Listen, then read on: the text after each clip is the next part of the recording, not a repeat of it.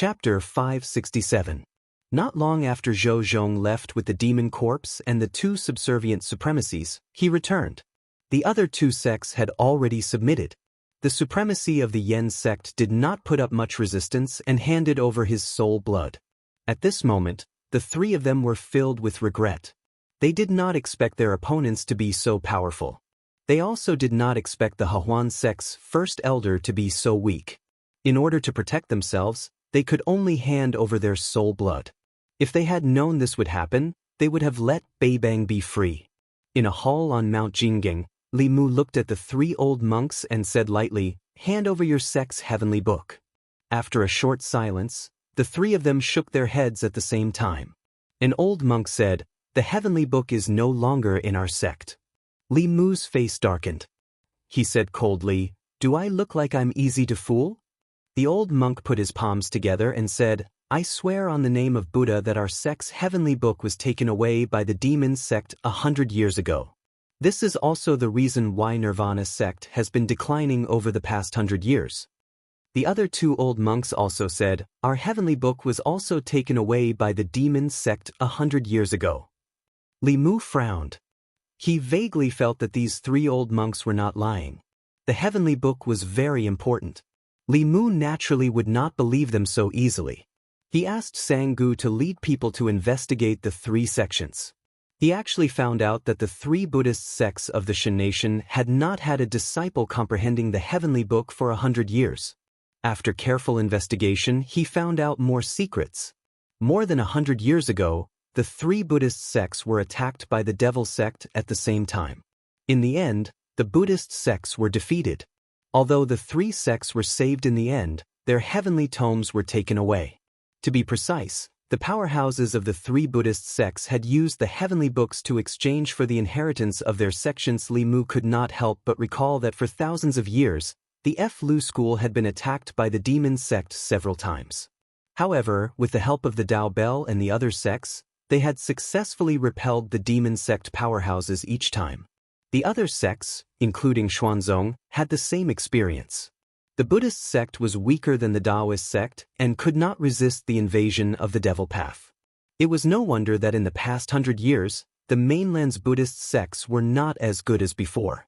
If not for the fact that the ancestral court of the Heart sect was in the Great Zhou, they would probably end up in the same situation as these three sections. In short, Li Mu would not be able to obtain the heavenly book from them. Since then, of the confirmed heavenly sutra pages on the continent, 1 page was in Xuanzong's hands, 9 pages were in Li Mu's hands, and the remaining 14 pages were likely controlled by the demonic path. Wanting to obtain them wouldn't be easy.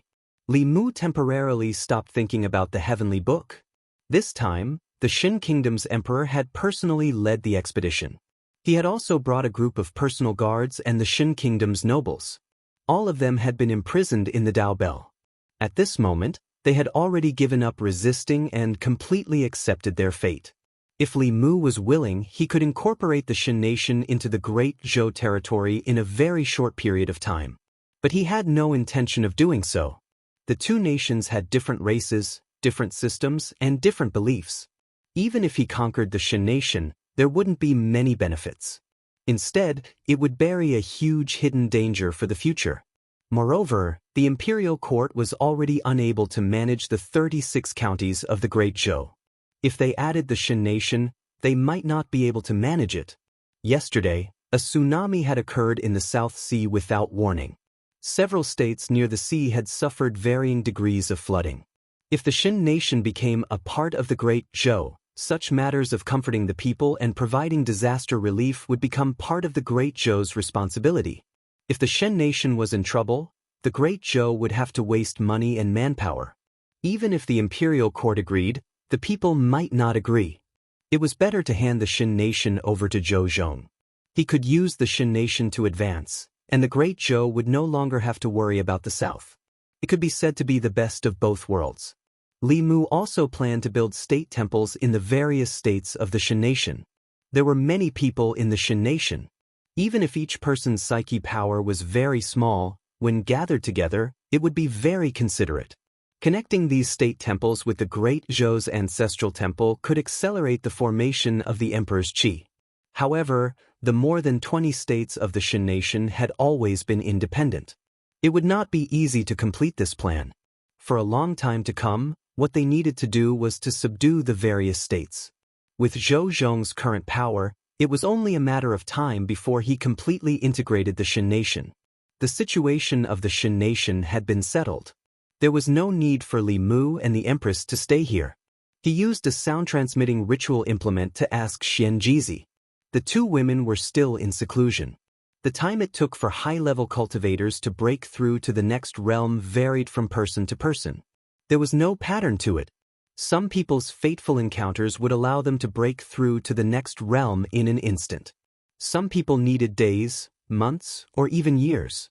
Lu Hanyan and Li Qing should not need that long.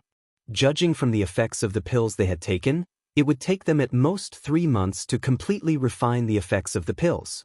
When he and the Empress returned to Shandu, Shangguanli had already successfully broken through to the next realm. Mr. Mei was still in seclusion. The saint-level pills could only greatly increase the probability of breaking through to the next realm. Whether or not the cultivator could break through to the next realm depended on themselves. Without Mr. Mei, Li Mu and the Empress were of course more at ease.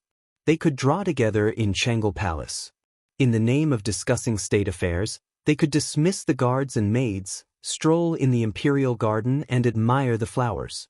Or they could change their appearances and eat a bowl of noodles at a roadside noodle stall, fly a kite together, and watch the sunrise and sunset together.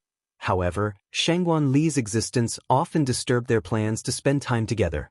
Because Cheng Exen was always with the Empress, she had already been sent to a few dry counties to make rain. She would not be back for at least half a month. Shangguanli was the Empress's personal female official. She should be by the Empress's side all the time. Once or twice was enough to send her away, but if it happened too many times, it was inevitable that the Empress would become suspicious. Li Mu was already regretting it. If he had known earlier, he would have cut corners in her pill. If the effect of the pill was not so good, she might still be in seclusion now instead of being the third wheel between the two of them. In Chang'e Palace, Li Mu was reading a booklet. Zhou Yi was drawing. Shangguanli stood behind her, waiting for orders. Li Mu and Zhou Yi looked at each other and instantly understood each other's intentions. Zhou Yi coughed softly and said, "Ali, go to the National Treasury and check if there are any more pills, fulu, and the like. If there are not enough, let the Ministry of Revenue go to the shops of the various sects to buy more." A trace of doubt appeared in Shangguanli's eyes. These small matters were all handled by specialized officials. There was no need for her to go at all. Moreover, the Empress had never liked these complicated affairs of state. Why was she so concerned about these matters recently? The day before yesterday, she had gone to the Department of Worship to supervise the offerings. Yesterday, she had gone to the Ministry of Revenue to check the accounts. Today, she had gone to the National Treasury to check the inventory. Why did she feel that the Empress was intentionally sending her away? At this time, Zhou Yi said to Li Mu, "You've been reading the booklets for a long time. After you finish reading these, go back and rest." Li Mu nodded and said, "Yes." This was the secret code that the Empress and he had agreed on. The meaning of this sentence was that Li Mu should go back first and that the two of them would meet at the Li residence in a moment. If it was just sending away Shangguanli and leaving Li Mu in Chang'e Palace, the purpose would be too obvious. This way, Ali would not have any suspicions. Shangguanli also agreed and walked out of Chang'e Palace with a belly full of doubts. Li Mu looked through a few booklets. Seeing that Shangguanli had already walked far away, he exchanged a look with the Empress and also directly left the palace. He first bought a fish and some fresh vegetables at the market and cooked with the Empress. It was also a different kind of sweetness and romance. When he returned home, Li Mu pushed open the door and saw that there was already a figure standing in the courtyard. Towards these kinds of things, she was always more impatient than he was. He walked over and hugged the Empress who had turned into Shangguanli from behind. He asked, "What do you want to eat today?" The delicate body in his arms trembled.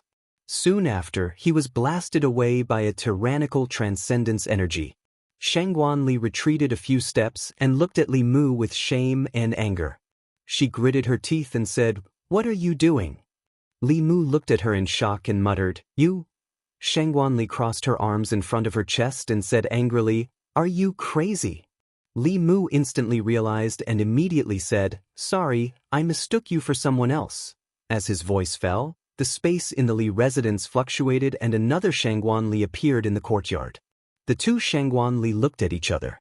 One was shocked and the other was flustered. Chapter 568.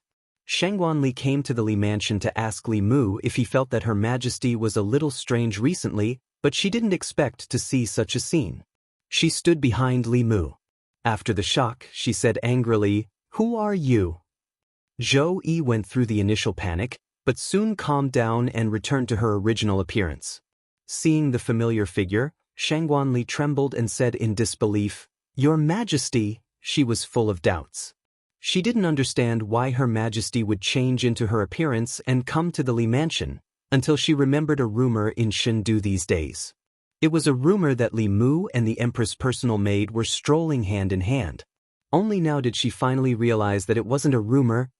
Zhou Yi walked to the door of the study and said, Ali, come in with me. Shangguanli glanced at Li Mu and walked into the study in a panic. After a long time, she came out of the study, looked at Li Mu again, and then strode out of the Li mansion. Zhou Yi walked to the yard and said, It's fine if Ali knows. She won't tell anyone. As she spoke, she sighed softly in her heart. In the past, she always hid it, worried that it would be discovered. Out of helplessness, she felt a little better after telling Ali about it. In the future, she didn't have to hide these things in her heart, but could share them with someone. Li Mu also felt that this was a good thing. At least he didn't have to hide from Ali in the future.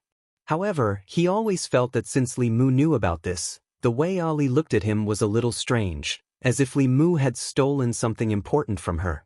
Li Mu could understand her on this point. After all, as the Empress' personal maid, she was the only one who was favored. Now that the Empress's favor was given to him, it was inevitable that she felt disappointed. Just like Li Mu didn't want her to compete with him for favor in the past. Since leaving the Zhou family, the Empress had no relatives. Ali and Mr. Mei were the closest people to her, just like her family. And the Empress's family was his family. Li Mu also didn't want Ali to be sad because she was neglected, so when he brought breakfast of love for the Empress, he would also bring a portion for her. Occasionally, he would prepare a small gift for the Empress so that he wouldn't forget her. Finally, one day, Shangguanli no longer looked at Li Mu as if something important had been taken away. However, her gaze became very vigilant.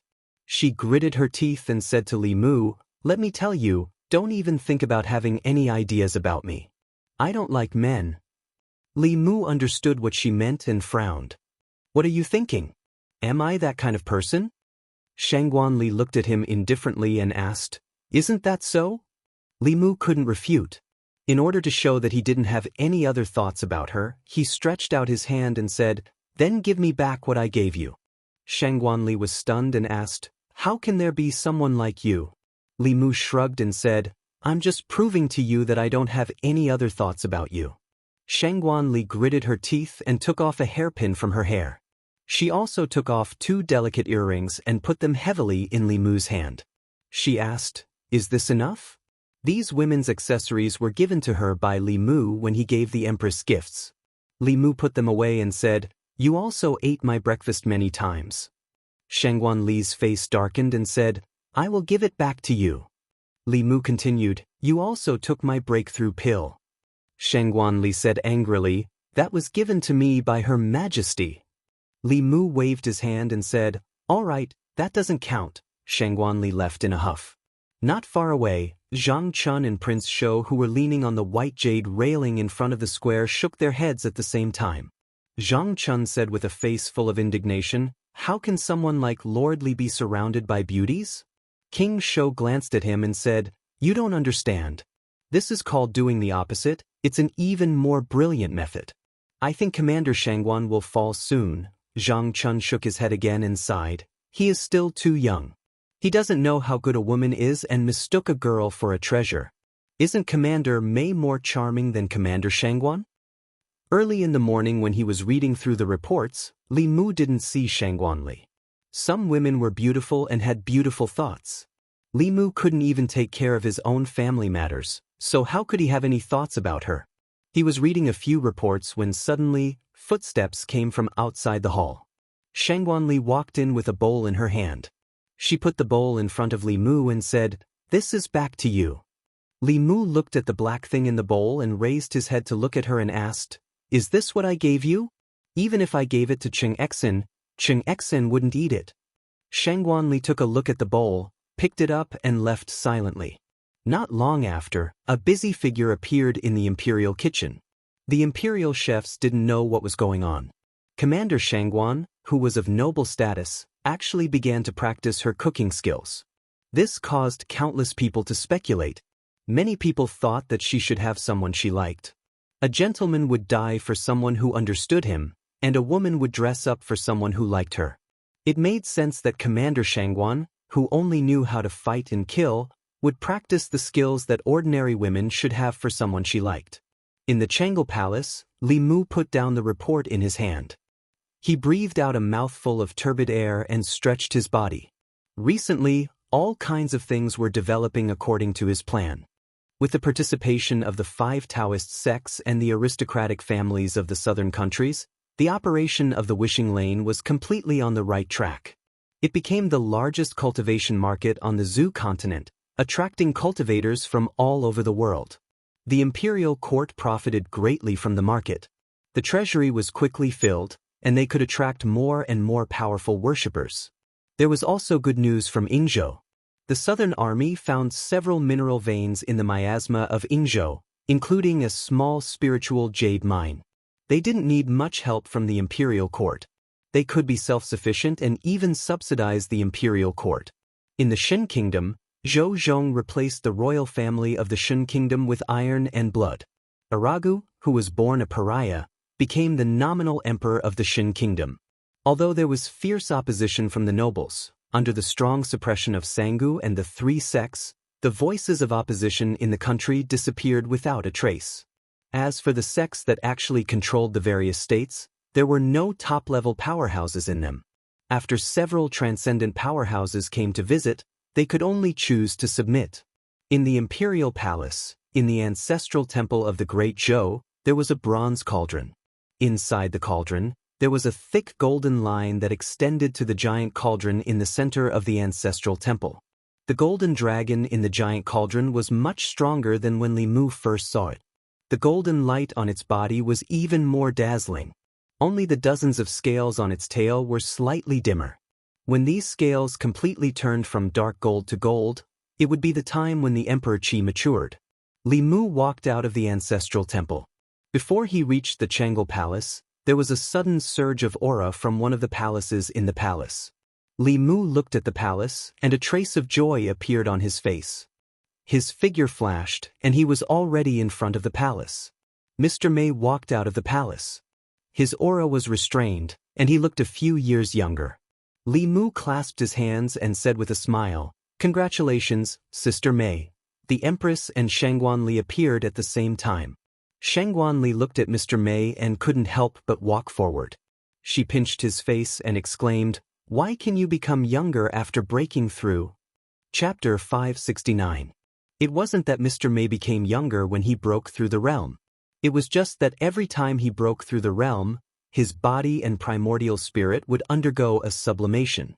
In the process of breaking through, her skin became more delicate, so she looked younger. When Shangguanli broke through, her body also underwent such changes. However, she was young, so the changes didn't seem to be big. Even Mr. Mei had broken through. He wondered how Lu Hanyan and Li Qing were doing in Mount Baiyun. Li Mu planned to ask Xian Jizi, but the sound transmission magic instrument from Fulu School vibrated on its own. In the imperial kitchen, Shangguanli was carefully boiling a bowl of soup. Mr. Mei walked in and asked, "Ah Li, what are you doing?" Shangguanli added some spices and said angrily, "Can't you see? I'm spooning." Mr. Mei asked curiously, "When did you become interested in these things?" Shangguanli said lightly, "Recently." Mr. Mei picked up a spoon and reached for the bowl. Shangguanli hit the back of his hand. Shanghai Li said, "If you want to eat, make it yourself." It's not for you.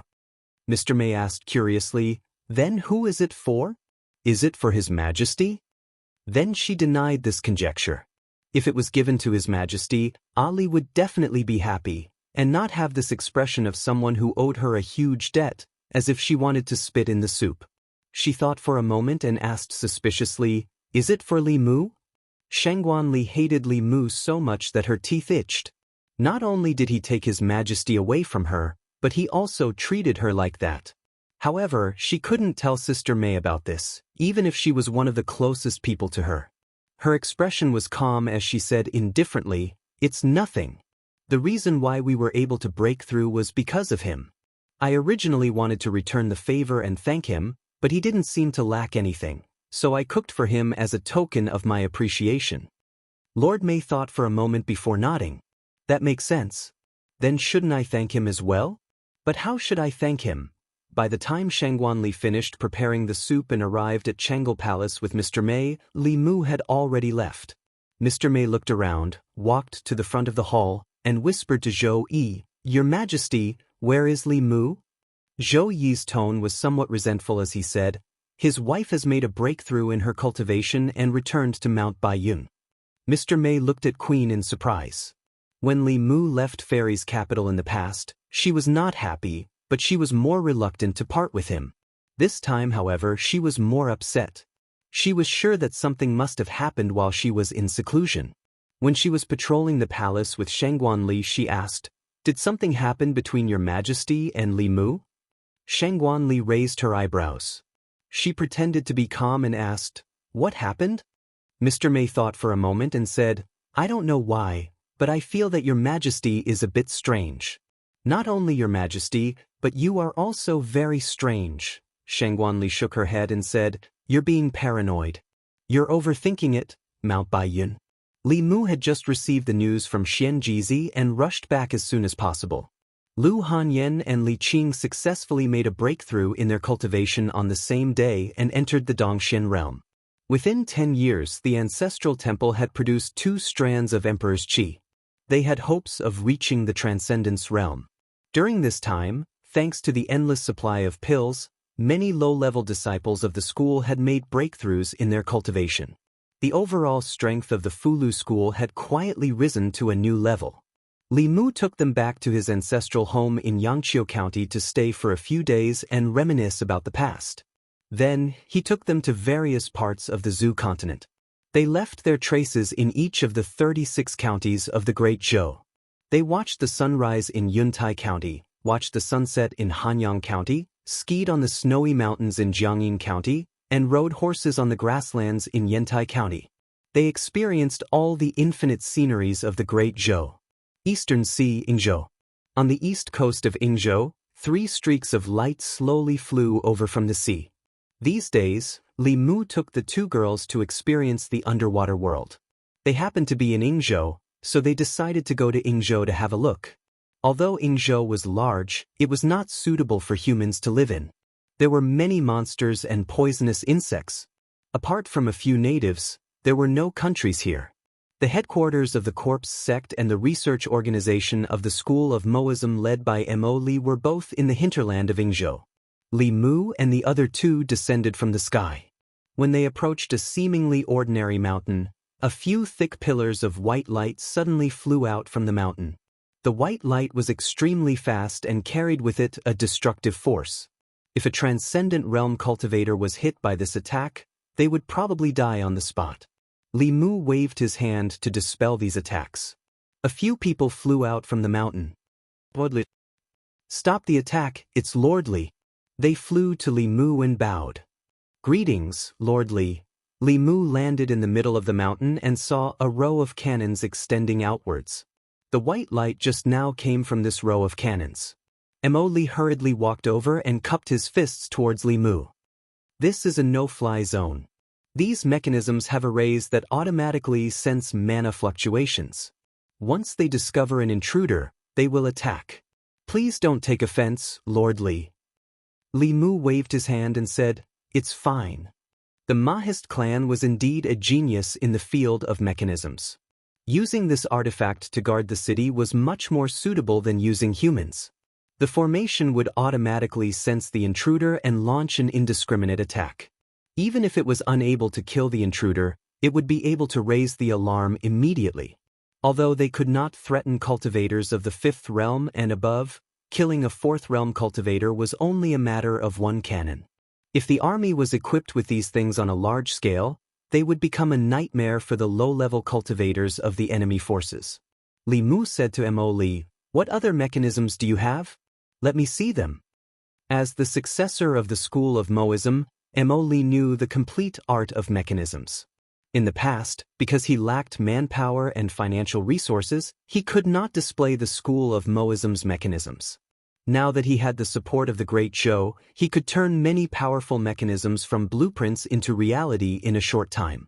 The self-defense cannon that Li Mu had seen was only one of them. Referring to Li Mu's suggestion, he had also successfully developed another mechanism. This mechanism was very similar to modern tanks in appearance. There was a formation carved at the bottom, and it could be used on land and in the air. The entire mechanism was made from the hard materials used to forge artifacts. Although the cost of production was high, its defense was extremely strong. Even a 6th realm cultivator would not be able to break through it in a short time. As long as a 3rd realm cultivator controlled it simply and filled it with spiritual jades, it could become a killing machine. It only required one spiritual jade to kill low-level cultivators. It was also a fatal threat to 5th realm cultivators. Just from the price, the materials of a single mechanical tank could be used to forge many artifacts. If it were not for the Great Zhou's wealth, they would not be able to afford to mass-produce it.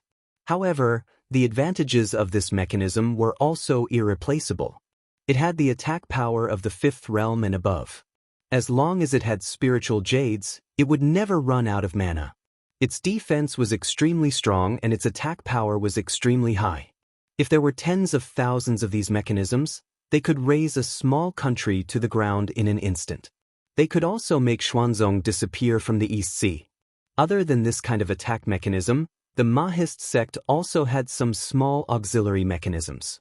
Their voice transmission Dharma artifacts were unique.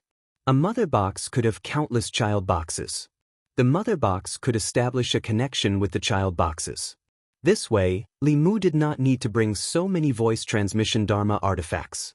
He only needed to hold a mother box and he could easily communicate with the person who had the child boxes. Li Mu asked Mo Li to prepare dozens of child boxes for him. He gave one to Lu Hanyan and one to Li Qing. When he returned, he would give one each to Wan Wan, Xiao Bai, Sister Mei, and Ali. After that, he imprinted the Fu Lu, formation, and artifact forging knowledge that Mo Li might use in a jade scroll. If he could comprehend it, there was still the possibility of improvement in the Mahist sect's mechanical arts. After leaving Yingzhou, Li Mu went to the fairies' capital with them. At the same time, in the demon nation of life state, Hu Jiao led a few subordinates and floated on top of a mountain. She could not help but shiver when she saw the tragic situation below. In a cave abode on the mountain, a small demon clan was slaughtered. The demon nation was a place where the strong preyed on the weak. This kind of thing happened from time to time. However, since these small demon clans submitted to the Thousand Fox Nation, no matter how powerful the demon clans in the demon nation were, they did not dare to do anything to them. What was even more frightening was that this demon clan had died in a very strange way. There were no wounds on their bodies, but the blood in their bodies had been sucked dry. There was not a single drop left. They had all turned into dried corpses. There was still a look of horror on their faces. That was not all. Not only this small demon clan, there was not a single living thing within a 10-mile radius of the mountain. Whether it was the birds, the beasts, or the small demons in the mountain, they all seemed to have turned into mummified corpses at the same time. The mountain was dead silent. Hu Jiao and the other demons could even hear their own breathing. An extremely strange atmosphere was spreading among them. Chapter 570. In the past month, the entire Yao nation was shrouded in a horrifying atmosphere.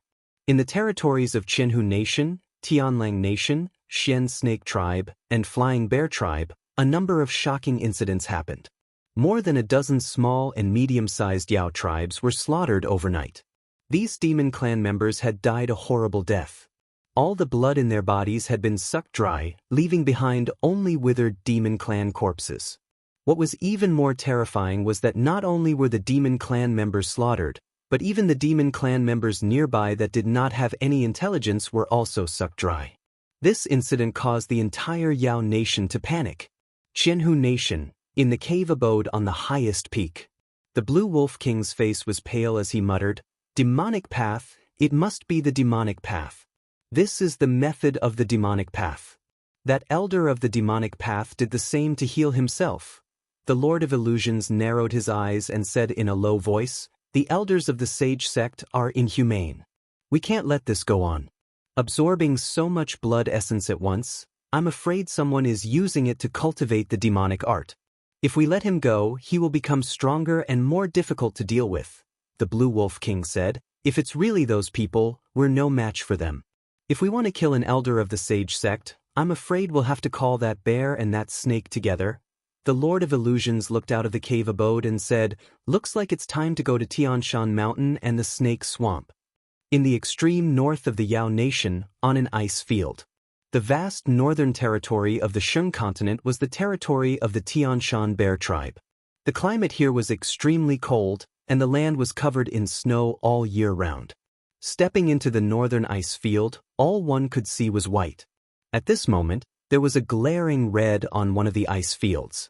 A few white bears fell on the ice, their blood soaking a large area of the ice beneath them. The blood was still spreading in all directions, and the few white bears had long lost their vitality. A sinister human youth in a red robe floated in the air.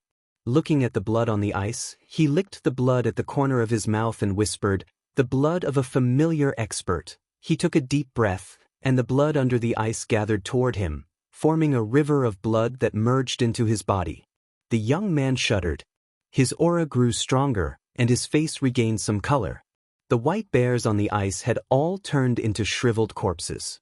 The young man looked at the abnormally strong corpse of a giant bear. With a wave of his hand, the bear corpse disappeared. He muttered, "When old Five wakes up, it wouldn't be a bad idea to refine her into a demonic corpse." After collecting the bear carcass, he was about to leave when a white light suddenly whizzed towards him from the north. The white light carried a powerful aura.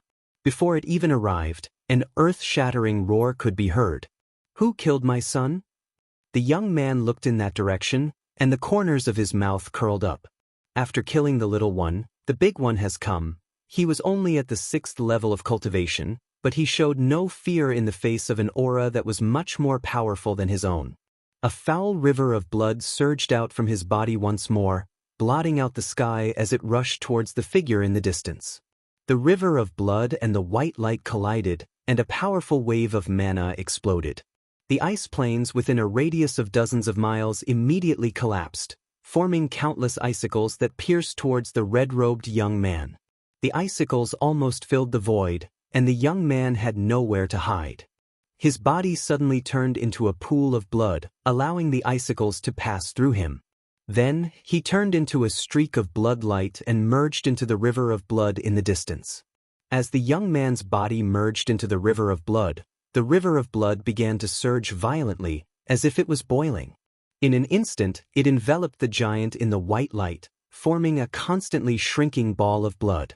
The ball of blood scurried around in the air above the ice plains, and at the same time, it was also constantly shrinking. The surface of the ball of blood surged even more violently, and from within came roars of shock and panic. "What the hell are you?" Within the ball of blood, the young man's voice was sinister. "To be able to contribute blood essence to this lord, your death is not without value." With that, the ball of blood suddenly fell silent for a moment, and then it began to expand violently.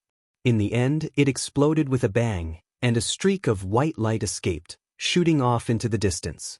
The young man returned to his original form, but his face was rather pale. He licked the blood from the corner of his mouth and said softly, "It's been too long since I've fought.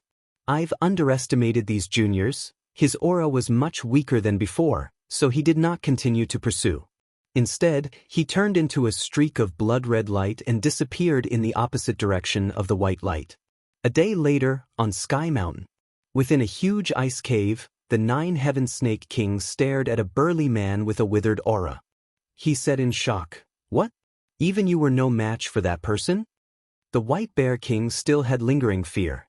He said, "If I hadn't self-destructed the artifact I'd nurtured for 60 years to escape, I probably would have died at the hands of that human." The Blue Wolf Demon King asked, "Which demonic Tao transcending elder injured you?" The White Bear King shook his head.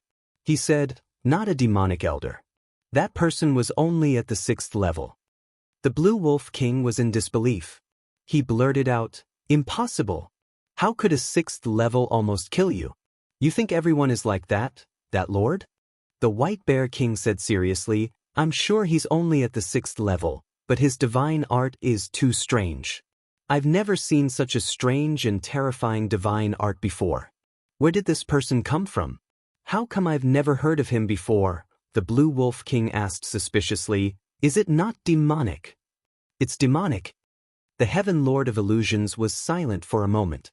He then said slowly, "I've read the history of the demon sect.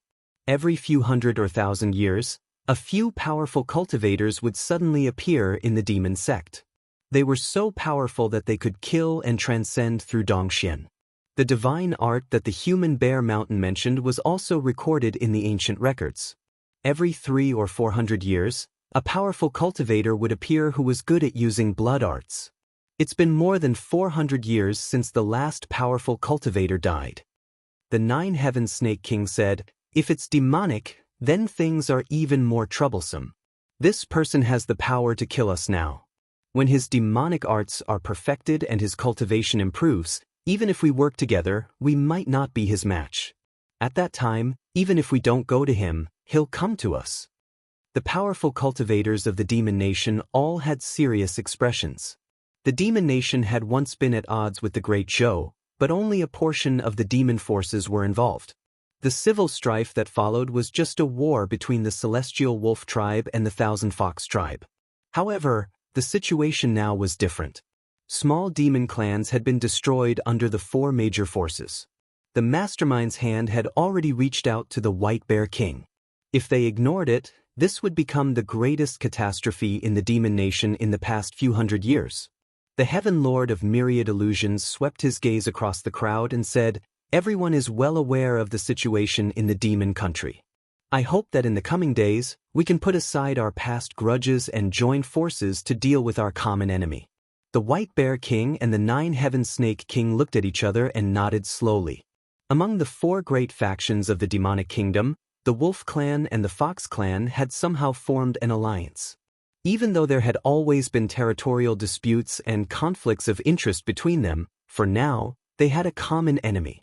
Furthermore, it was an extremely powerful enemy. They had to work together to survive the Demon Nation's crisis. After a short secret discussion, the 4 major forces of the Demon Nation officially formed an alliance. The Heaven Lord of Illusions looked at the weak White Bear King and took out a bottle of pills. He poured out a pill and threw it to the White Bear King, saying, "There might be a fierce battle ahead. Take this pill and your injuries will recover." As the Heaven Lord of Illusions opened the jade bottle, the other 3 demon kings immediately smelled a medicinal fragrance. Judging from the fragrance, this pill was definitely not an ordinary one. Pills that could be effective on 7th realms were already very precious. Furthermore, the demon race was not good at refining pills. Such pills were even harder to find in the Demon Nation. The Heaven Lord of Illusions actually had an entire bottle, which made the other demons envious. The White Bear King accepted the pill and cupped his fists, saying, "Thank you, Brother Illusions. I wonder how much this pill costs? I will pay you with spiritual jades." The Heaven Lord of Illusions waved his hand and said proudly, "It's just 1 pill. It's nothing.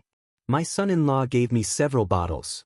I won't be able to finish them all in a short time." The White Bear King said enviously, "Brother Illusions has found a good son-in-law.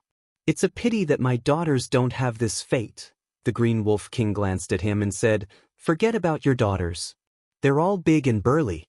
Which human would like them? But those girls from the Jyotian clan know how to pester people. That man is very lecherous. Jin, you might as well." The Heaven Lord of Illusions' face darkened and said coldly, Green Demon, I advise you to mind your own business. Chapter 571. Baiyun Mountain. Li Mu, Lu Hanyan, and Li Qing had just spent a beautiful and shameless time together. They stayed in Chengdu for a few days before returning to the ancestral court. Some ancient lost cultivation techniques could be cultivated much faster than Taoism's guided qi refinement. Li Mu had already cultivated Ao Qing's secret dual cultivation technique for some time. Often, one night was equivalent to 10 days of qi refinement. Ao Qing was able to cultivate to the 9th realm because of his cultivation technique.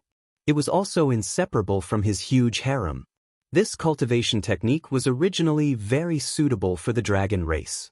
It could not only satisfy the dragon's lustful physiological needs, but it was also a top-notch cultivation technique. Speaking of which, it seemed like it was tailor-made for Li Mu. However, in these 2 days, Li Mu could cultivate qi refinement in an honest manner. After Lu Hanyan and Li Qing's cultivation broke through, their status was promoted from core disciples to first seats. In the 6th sects, any disciple whose cultivation reached Dongxian could occupy a peak independently and recruit disciples. Yu Zhenzi had already transcended. Baiyun Mountain was left to Lu Hanyan to manage.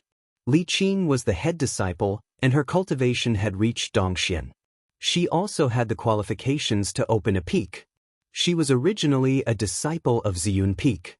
After her promotion, Ziyun Peak's first seat, Yu Quanzi, relinquished his position and completely handed over Ziyun Peak to her. The Talisman Pai sect used to recruit disciples once every 4 years. After taking over the Talisman Pai sect, Li Mu changed this rule. The Talisman Pai sect and the Mysterious sect were on par with each other in terms of high-level combat strength. However, the gap between the two sects in terms of low-level disciples was too huge. If the Talisman Pai sect still used the previous rule, it was unknown when they would be able to catch up with the Mysterious sect. Fulu School didn't cooperate much with the imperial court in the past. It was difficult to recruit disciples from the common people. Currently, the Fulu School had already begun a deep cooperation with the imperial court. Some time ago, Li Mu had asked the Empress to select people of suitable age and decent aptitude within the 36 counties, and then have the school contact their families. Being able to join such a cultivation sect was undoubtedly a good thing for ordinary people to completely change their fates. Not only would they be able to learn new skills, but their families would also not have to worry about food and clothing in the future. They might even be able to achieve meteoric success. Very few people would reject such an opportunity. Therefore, during this period of time, there were many new faces in White Cloud Mountain. These people were divided equally among the peaks and were temporarily handed over to the young disciples. They would lead these new disciples onto the path of cultivation. After flying out of the White Cloud Peak, Li Mu arrived at the Purple Cloud Peak. 2 female disciples who were chatting immediately stood up straight, puffed out their chests, and said respectfully, "Greetings, martial uncle."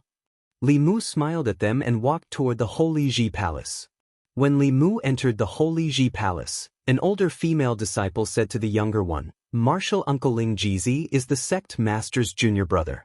According to seniority, we should address him as Martial Uncle. Don't get it wrong in the future." The younger female disciple was puzzled, "But I heard that Martial Uncle Ling Jizi is the Taoist companion of the head monk. If that's the case, we should address him as Martial Uncle." The older female disciple was stunned for a moment. Then she shook her head and said, "You don't have to worry about that. This is the sect.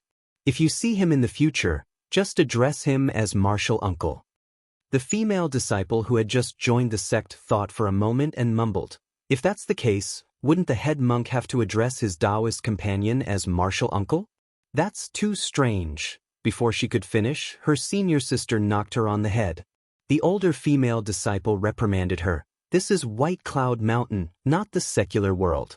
You have to treat the elders of the sect with respect. Don't talk about them casually." The younger female disciple nodded and walked away as if she had been taught a lesson. The older female disciple then mumbled softly, "It's a little strange to not talk about them." 3 days later, a figure flew out of White Cloud Mountain and headed towards the Life Continent's Fey Nation. Li Mu, who had changed his appearance, flew through the air at a steady pace. The current him was definitely a thorn in the side of the fiends. Even though his cultivation had reached Dongxian, he was still far from being invincible. Ignoring the fact that the fiends might have eighth realms, if the Yu and Ming elders were to block his path again, it would be difficult for him to deal with them alone. Therefore, before leaving the Fulu school, he changed his appearance and used a heaven-ranked Fulu to conceal his heavenly secrets. Even high-level experts would not be able to divine his whereabouts. It had been a long time since he saw Huanji. Li Qing and Lu Hanyan were busy with the sex matters and did not have the time to bother with him.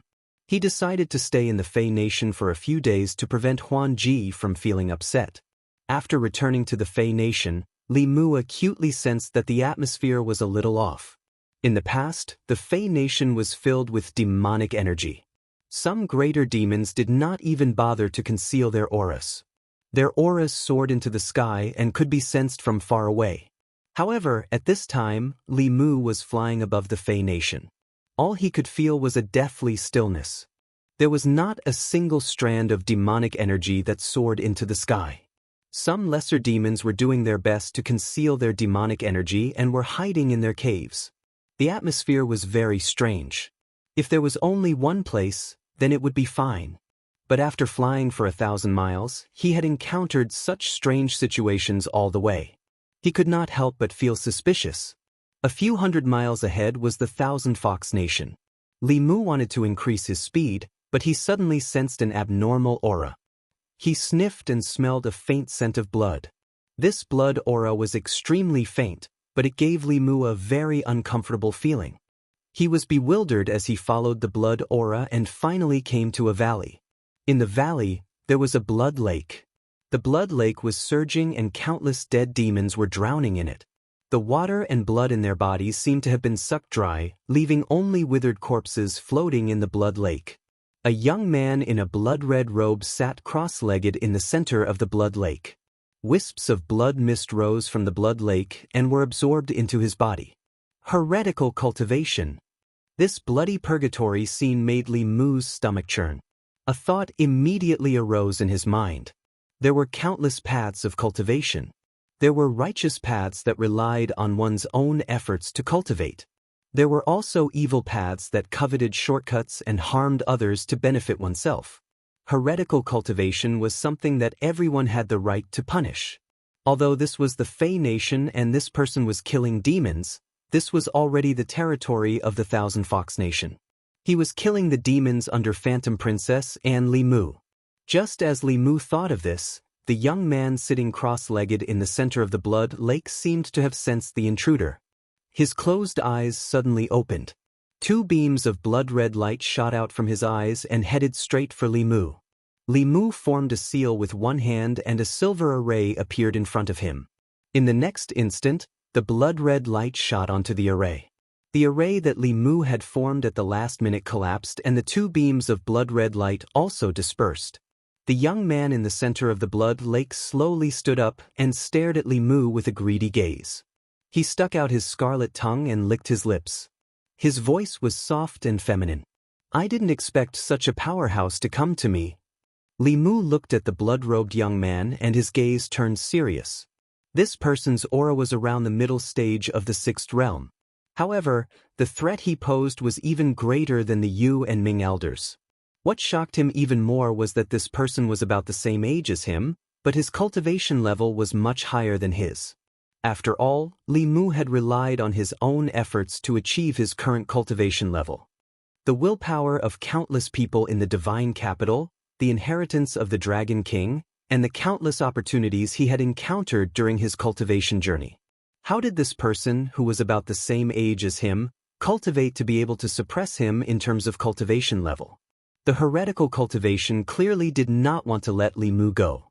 Before Li Mu could think further, the blood river in the valley had already surged up. The huge waves seemed to want to swallow Li Mu whole. Thousands of sword shadows appeared behind Li Mu and sank into the blood river. Then they exploded. Countless holes appeared in the blood river, but they gathered together in the next instant. The young man's eyes were filled with disdain. Li Mu frowned slightly. He had not fought with the heretical cultivation many times. These heretical supernatural powers were more difficult to deal with than he had imagined. With another thought, a gust of wind blew behind him. The gust of wind mixed with raindrops blew the blood river away. This time, it was the young man's turn to frown. He said in a low voice, "Call the wind and summon the rain. You, a human, know this supernatural power. Those old fogies of the dragon clan did not chase after you." As he muttered to himself, his figure disappeared from where he stood. A blood shadow went straight for Li Mu. The Qingxian sword in Li Mu's hand flashed with countless streaks of lightning as it slashed across the sky. The blood shadow was sliced into two halves before quickly fusing back together. The evil cultivator's hands turned into two blood blades as they slashed towards Li Mu. Golden light flashed on Li Mu's body and a golden armor appeared. The blood blades slashed at the golden armor. Li Mu's figure retreated quickly, and the blood shadow was also sent flying. In order to avoid exposing his identity, Li Mu did not use the protection of the Dao Bell, nor did he use Ao Qing's spear.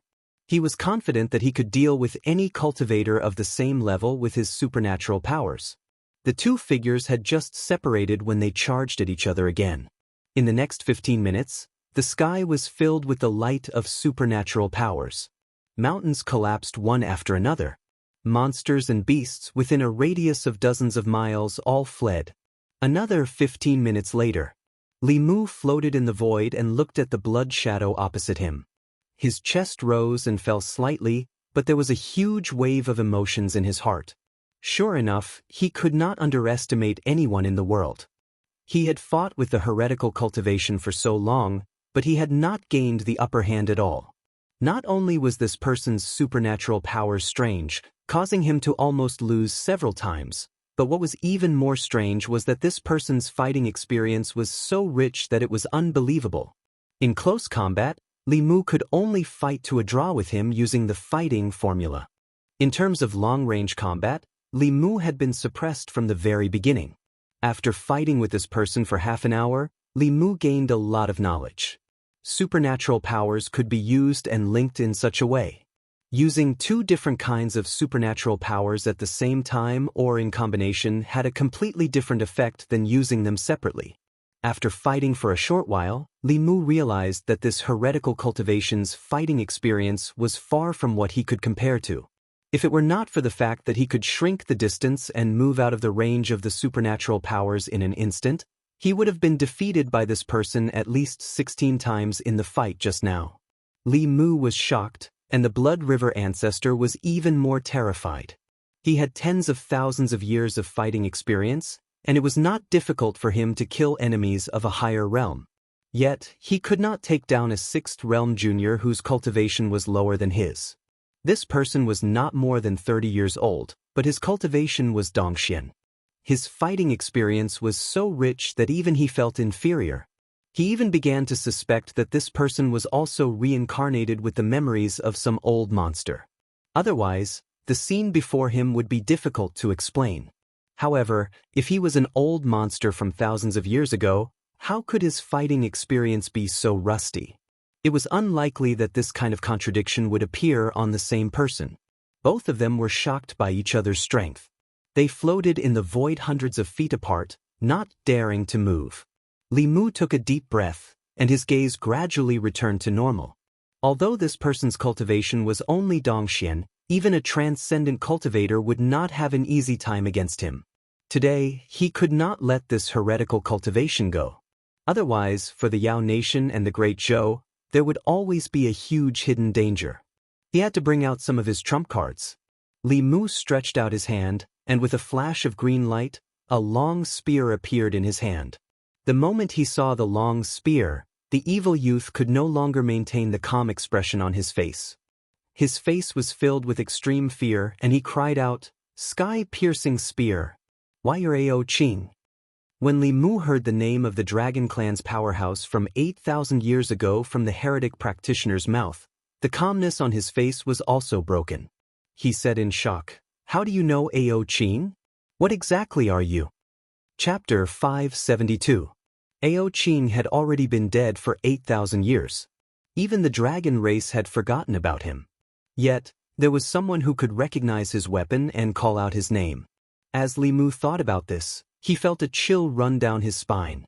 He didn't know that this spear was originally called Heavenbreaker.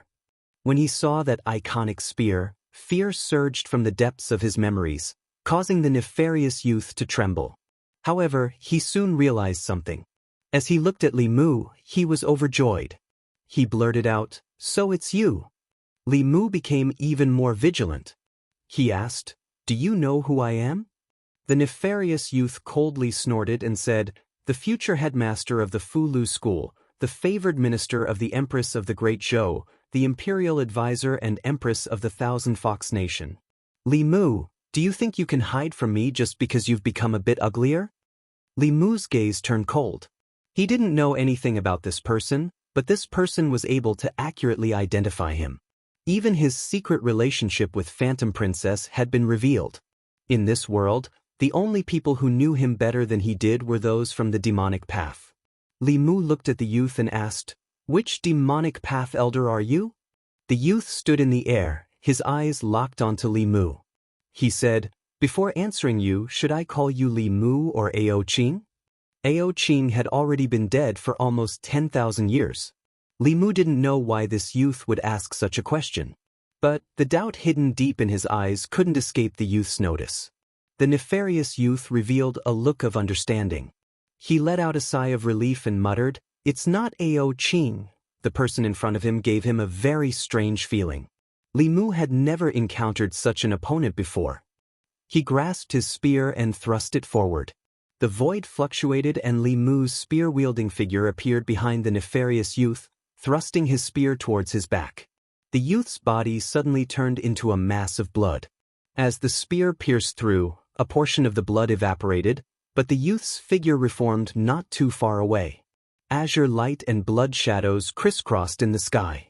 Even with the sky-piercing spear in hand, Li Mu was still unable to gain the slightest advantage.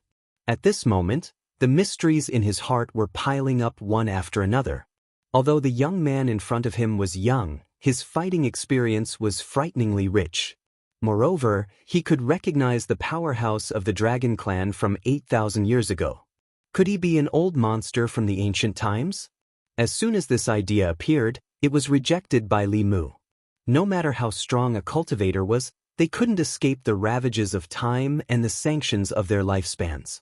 The old monsters of that time couldn't have lived until now. Furthermore, if this person was really an old monster that had lived since the Antiquity Age, he would not only have the cultivation of Dongxian. At this moment, Li Mu's first thought was Emperor Bai. Before his lifespan ended, he had extracted his memories and passed them on for 3,000 years. To a certain extent, his life had also been extended. If this person was a powerhouse from the same era as Ao Qing, he had extracted his memories and left them to fuse with another person or pass them on again and again, then everything that happened today could be explained, including the fact that he recognized the sky-piercing spear. His fighting experience was unbelievably rich. With nearly 10,000 years of accumulation, how could he not be rich? The sinister young man's hands turned into two blood blades and easily neutralized Li Mu's attack. With a faint smile on his face, he said, "I've searched high and low for something, only to find it without any effort. The successor of Ao Qing, it's fate that you'll die in my hands today. Hand over the tomes of arcane on you as soon as possible, and I'll give you a dignified death." Li Mu looked at him and said indifferently, "Even if you're an old monster from 10,000 years ago, you're only in the Dongxian realm now. You're not qualified to kill me now." The sinister young man grinned and said slowly, "Junior, you'll soon know whether I'm qualified or not." He threw out 4 black lotuses. The black lotuses flew in 4 directions and connected to each other with a black light, confining the space. Li Mu knew that this was to prevent him from escaping. This old monster was too strong and had too much experience. He was more difficult to deal with than anyone Li Mu had ever fought. By confining the space in advance, it meant that he was not afraid of any of Li Mu's trump cards. This was just to prevent him from escaping. Following the imprisonment of space, a curtain of blood rose from behind the evil-looking youth. The thick smell of blood was nauseating. At the same time, Li Mu discovered that the blood in the youth's body was showing signs of leaking out of his body. Li Mu originally thought that with his current strength, it would be easy for him to deal with a 6th realm heretical cultivation cultivator. However, there was a slight change in the situation now. If he really fought with him to the death, even if he could get rid of him, Li Mu would definitely be seriously injured, or even die together with him. He looked at the blood shadow that was attacking him again. Without hesitation, an ancient bow appeared in his hand. With the appearance of the sun-shooting bow, the blood shadow that was attacking him stopped abruptly. Then, he heard a voice that was even more shocked and terrified than when he saw the sky-splitter spear. Sun-shooting bow. Why is Ao Xian's sun-shooting bow in your hands too? The blood shadow quickly retreated when he saw the sun-shooting bow. However, before he could escape, he had to break free from the confinement of this space, which slowed him down for a moment. In just a moment, a golden arrow suddenly arrived, stirring up a burst of spatial turbulence. South Sea. On an island shrouded in black fog. At the top of the tower, a soul kneeled in front of a stone coffin and said respectfully, "Third ancestor, a month ago, for some reason, the soul page enshrined in the Hall of Souls suddenly vibrated non-stop. I felt that there might be a reason behind it, so I immediately came here to report." The ghostly fire in the eyes of the skinny old man that was as thin as a skeleton trembled. He immediately said, "Feng." An old man that was waiting at the side immediately went forward and said, "Third ancestor, please give your orders." The skeletal old man said, "The soul page is a copy of the Ghost Dao Heavenly Book. The vibration of the soul page means that the Ghost Dao Heavenly Book is in the ghost realm of Yudu. I order you to immediately head to the ghost realm and bring that heavenly book back." Feng Yi bowed and said, "Yes." After saying that, he looked at the soul shadow beside him and said, "King Qingguang, let's go." After they left, the lid of another stone coffin beside the skeletal old man suddenly opened, and a woman's voice came from within. "After 500 years, the Ghost Dao Heavenly Book has finally appeared. Aren't you going to make a trip personally?" The skeletal old man clutched his chest and said, "Tianjizi won't allow me to set foot on the continent. Although this person's Dao skills aren't strong, his arithmetic is one of the most difficult opponents I've met in the past few thousand years." The woman said leisurely, "All these years, many 9th realm cultivators have died in our hands. Now, a mere 8th realm cultivator is enough to make you so fearful." The skeletal old man said indifferently, "Today is different from the past. In the past, it was easy to advance to the 9th realm. Now, I've exhausted my lifespan and have only just stepped into the 8th realm. If I still can't find that door, in a few hundred years, when my lifespan is exhausted, I'm afraid I'll be stuck at the 7th realm." The woman thought about it and said, "It's a heavenly book after all. Send a message to Blood River." The skeletal old man said, "Blood River is in the demon country. He needs to transcend as soon as possible. As long as he succeeds in breaking through, he will be invincible below Dao integration. When that time comes, it will be the day we make a move on the Dao sect." The woman was silent for a moment before asking, "Will he encounter any accidents in the demon country alone?" In these 10,000 years, memories have been passed down through reincarnation. Of the dozens of senior and junior brothers in the sect, only the few of us are left. The skeletal old man's voice was steady as he said, "Don't worry. With his current abilities, as long as he doesn't meet Tianjizi, he can deal with any situation. It won't be a big problem for him to be alone in the demon country." As his voice fell, a jade talisman hanging on the wall of the pagoda suddenly shattered. Chapter 573. In the demon nation, the nameless mountain range was silent. Li Mu held the sun-shooting bow in one hand and the sky-splitting spear in the other. He slowly descended from the void and frantically absorbed the surrounding spiritual energy to recover his spiritual power.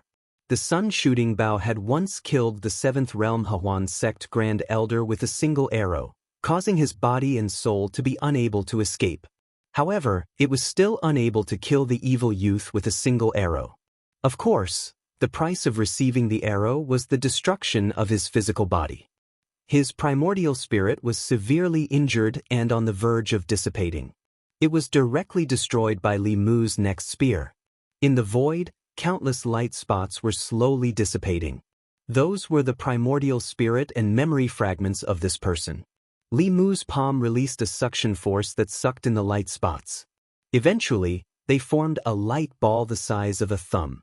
He scanned it with his spiritual consciousness and then fell into a long period of contemplation. 4 ancestors of diabolism, Blood River. His guess was not wrong.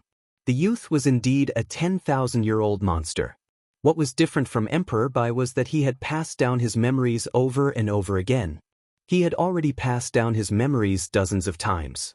Not only him, but there were also a few ancestors of diabolism who were using the same method to pass down their memories.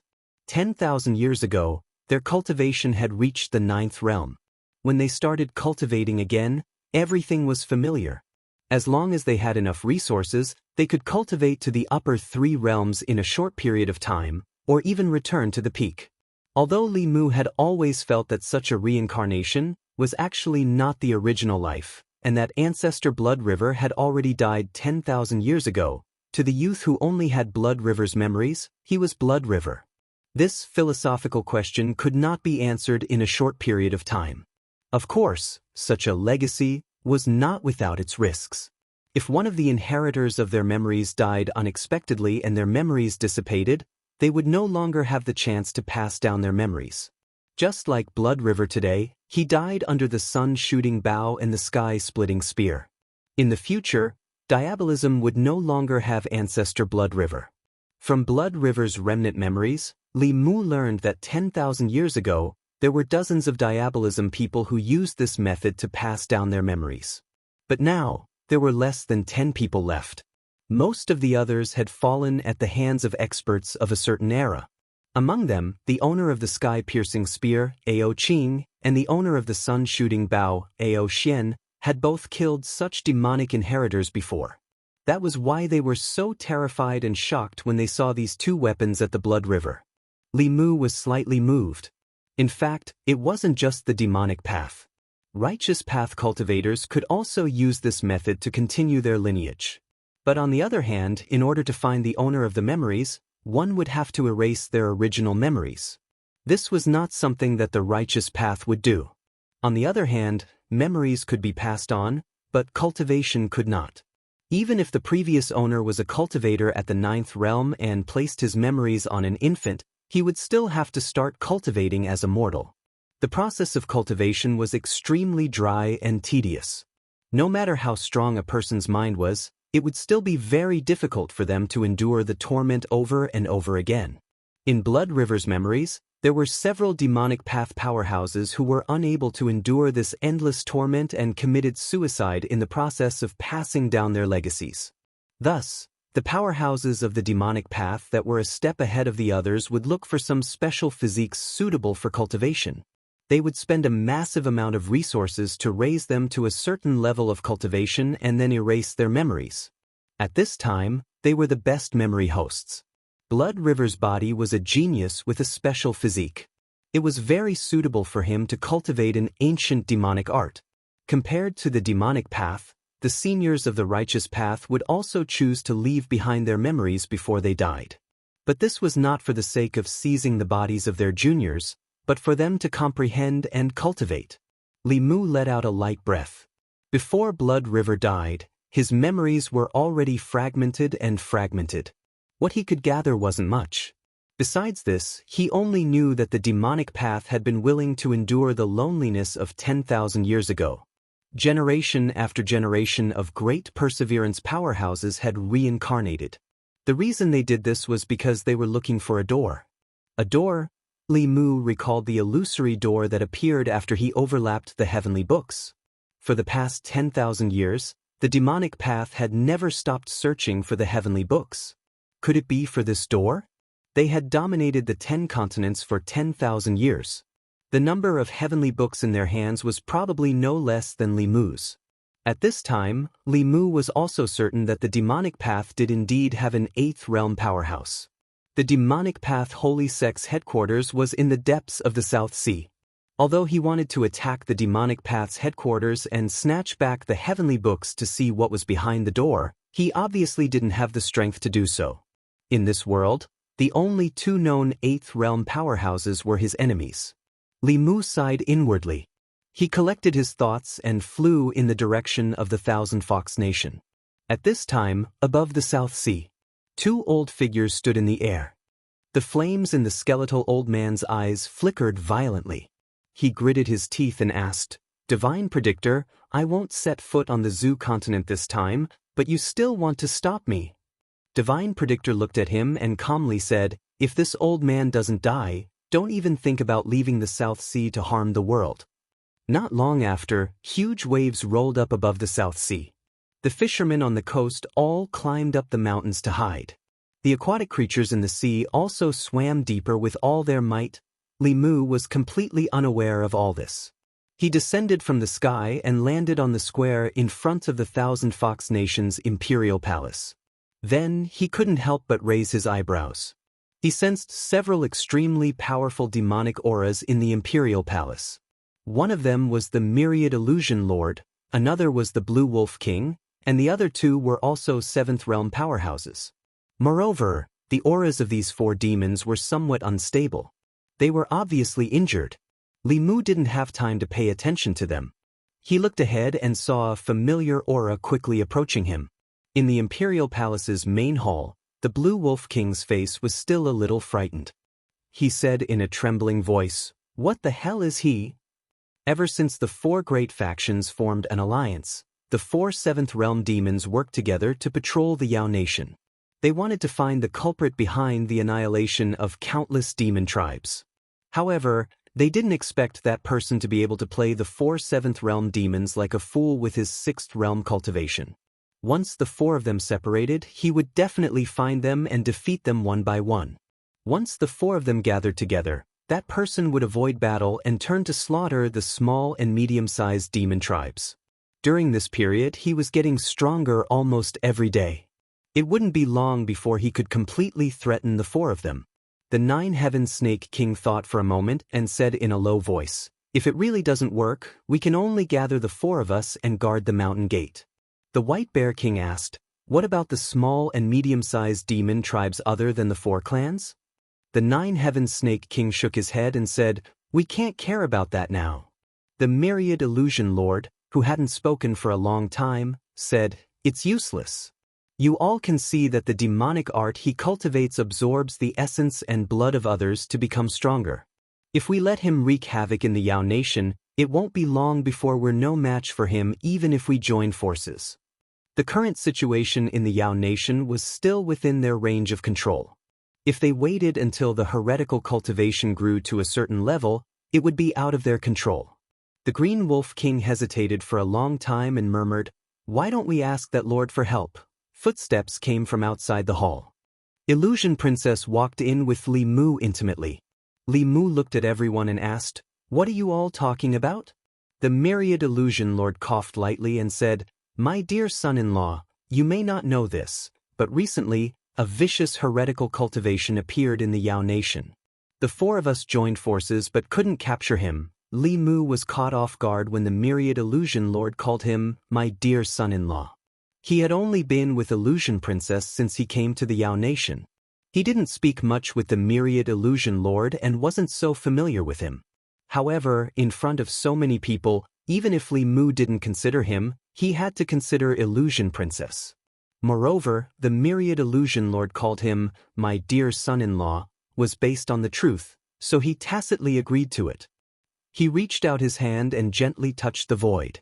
A shadow appeared in front of the Myriad Illusion Lord and the others. Li Mu asked, "Is it this person?" The Myriad Illusion Lord said in shock, "My dear son-in-law, you've seen him?"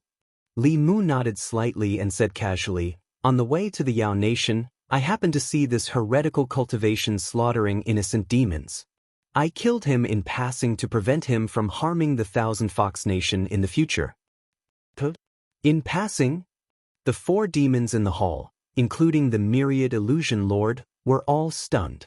Although the heretical cultivation was only at the 6th realm, even they who were at the 7th realm had almost died in his hands. How could he be killed so easily? If Li Mu could kill that evil youth, wouldn't he have the ability to kill them as well? Li Mu continued, This person's cultivation wasn't high, but he was very strong. His mystique was strange and his battle experience was also very rich. I was almost injured by him and spent a lot of effort to kill him. He had a high status in the demon sect. If he died in the Yao Nation, he might attract the revenge of the demon sect. You have to be careful in the Yao Nation. Illusion Princess had already hinted to him countless times. After reminding them, Li Mu and Illusion Princess walked out of the hall and went straight to the harem. Inside the hall, the Green Wolf King's mouth was wide open and didn't close for a long time. That person is really dead? That's impossible. He's only at the 6th realm. That person is invincible at the 6th realm. The Myriad Illusion Lord was the first to come back to his senses. He smiled and said to the others, "Since my son-in-law said he's dead, then he's dead. Compared to how he killed that person, what's more important is whether we can withstand the revenge of the demon sect." The original temporary alliance of the 4 races was to deal with that heretical cultivation. Now that he was dead, the alliance of the 4 races should be dissolved.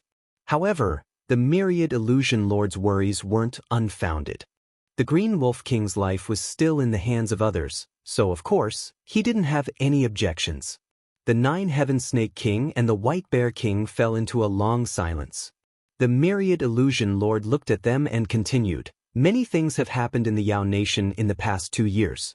I believe that you can see that only a unified Yao Nation can gather all forces and resist the calamity together." The 9-Heaven Snake King frowned and said, "You want us to bow down to your 1,000 Fox Nation?" The Myriad Illusion Lord shook his head and said, "We're not bowing down to you. The 4 races will unite, and our territories will remain unchanged. We'll use the power of the 4 races to unify the power of the entire Yao Nation. In the future, we'll discuss the matters of the Yao Nation together. Only the Black Snake Tribe and the Flying Bear Tribe couldn't fight against the demon sect.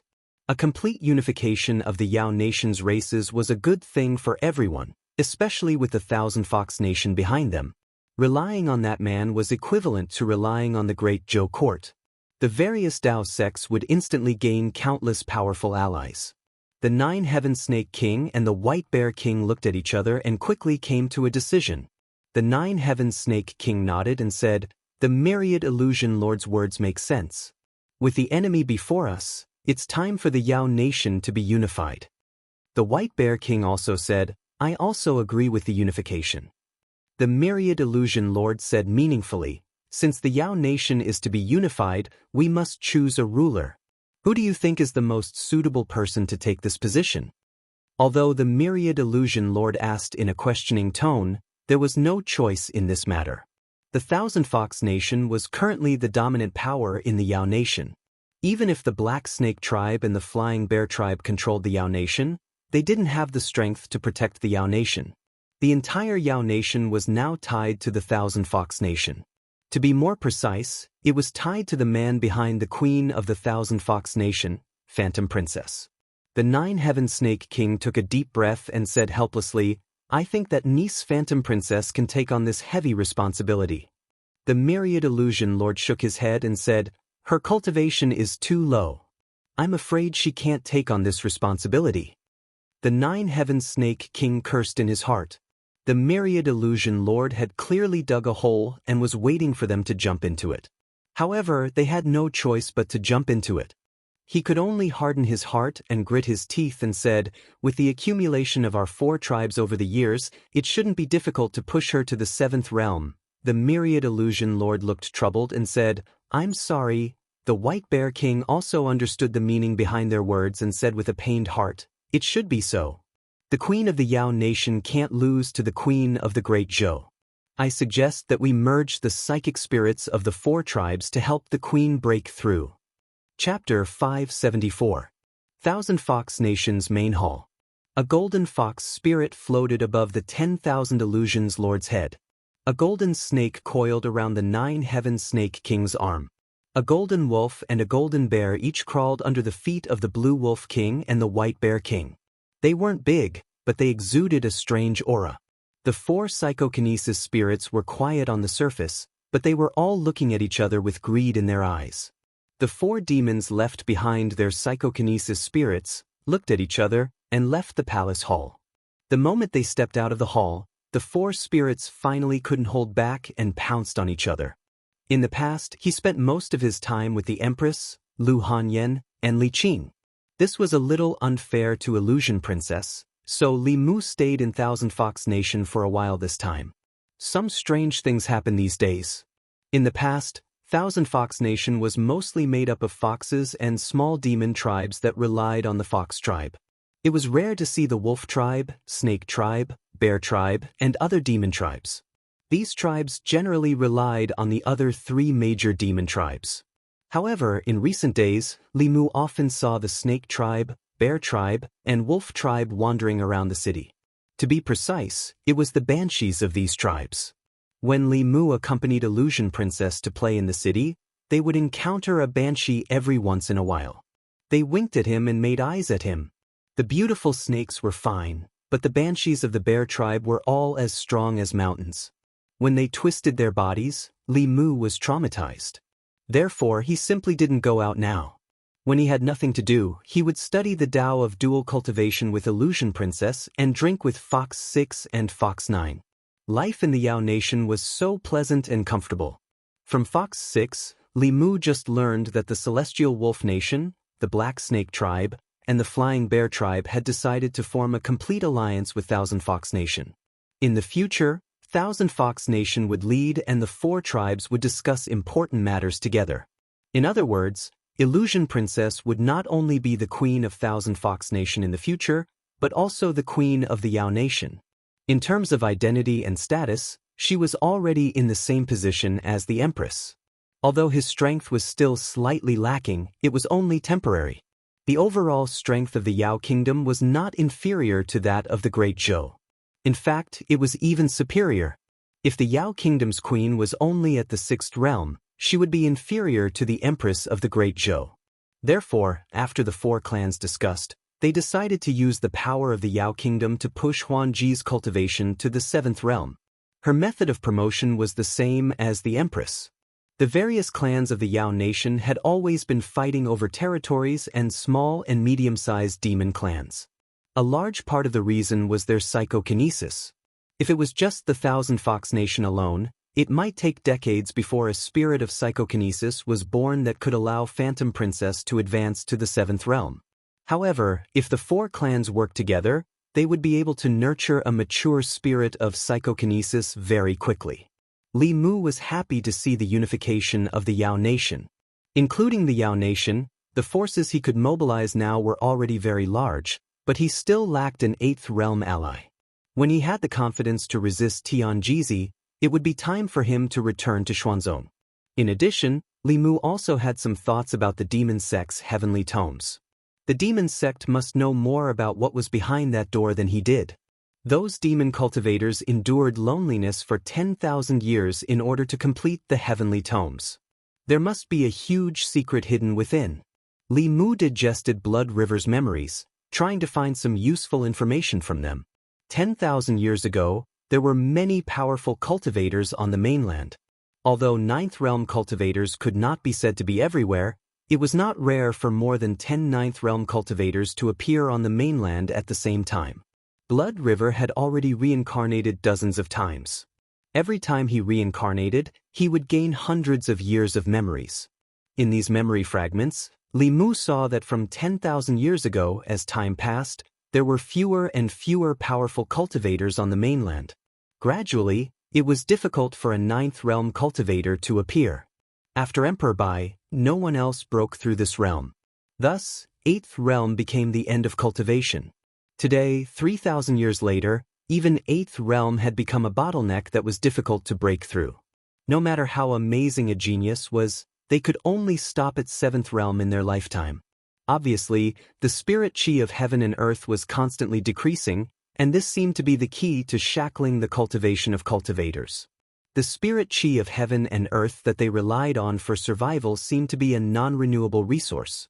At this rate, in a few thousand years, perhaps the entire world would no longer have spirit chi, and there would no longer be cultivators. If spirit chi of heaven and earth was really a non-renewable resource, then Li Mu could completely foresee the future of the cultivation world. In addition, Li Mu also found that Blood River was very afraid of Ao Xian.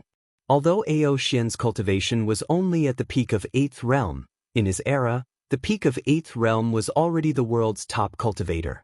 The sun-shooting bow in his hand was once a shadow of the demon sect. There were even several 8th realm cultivators who died under this bow.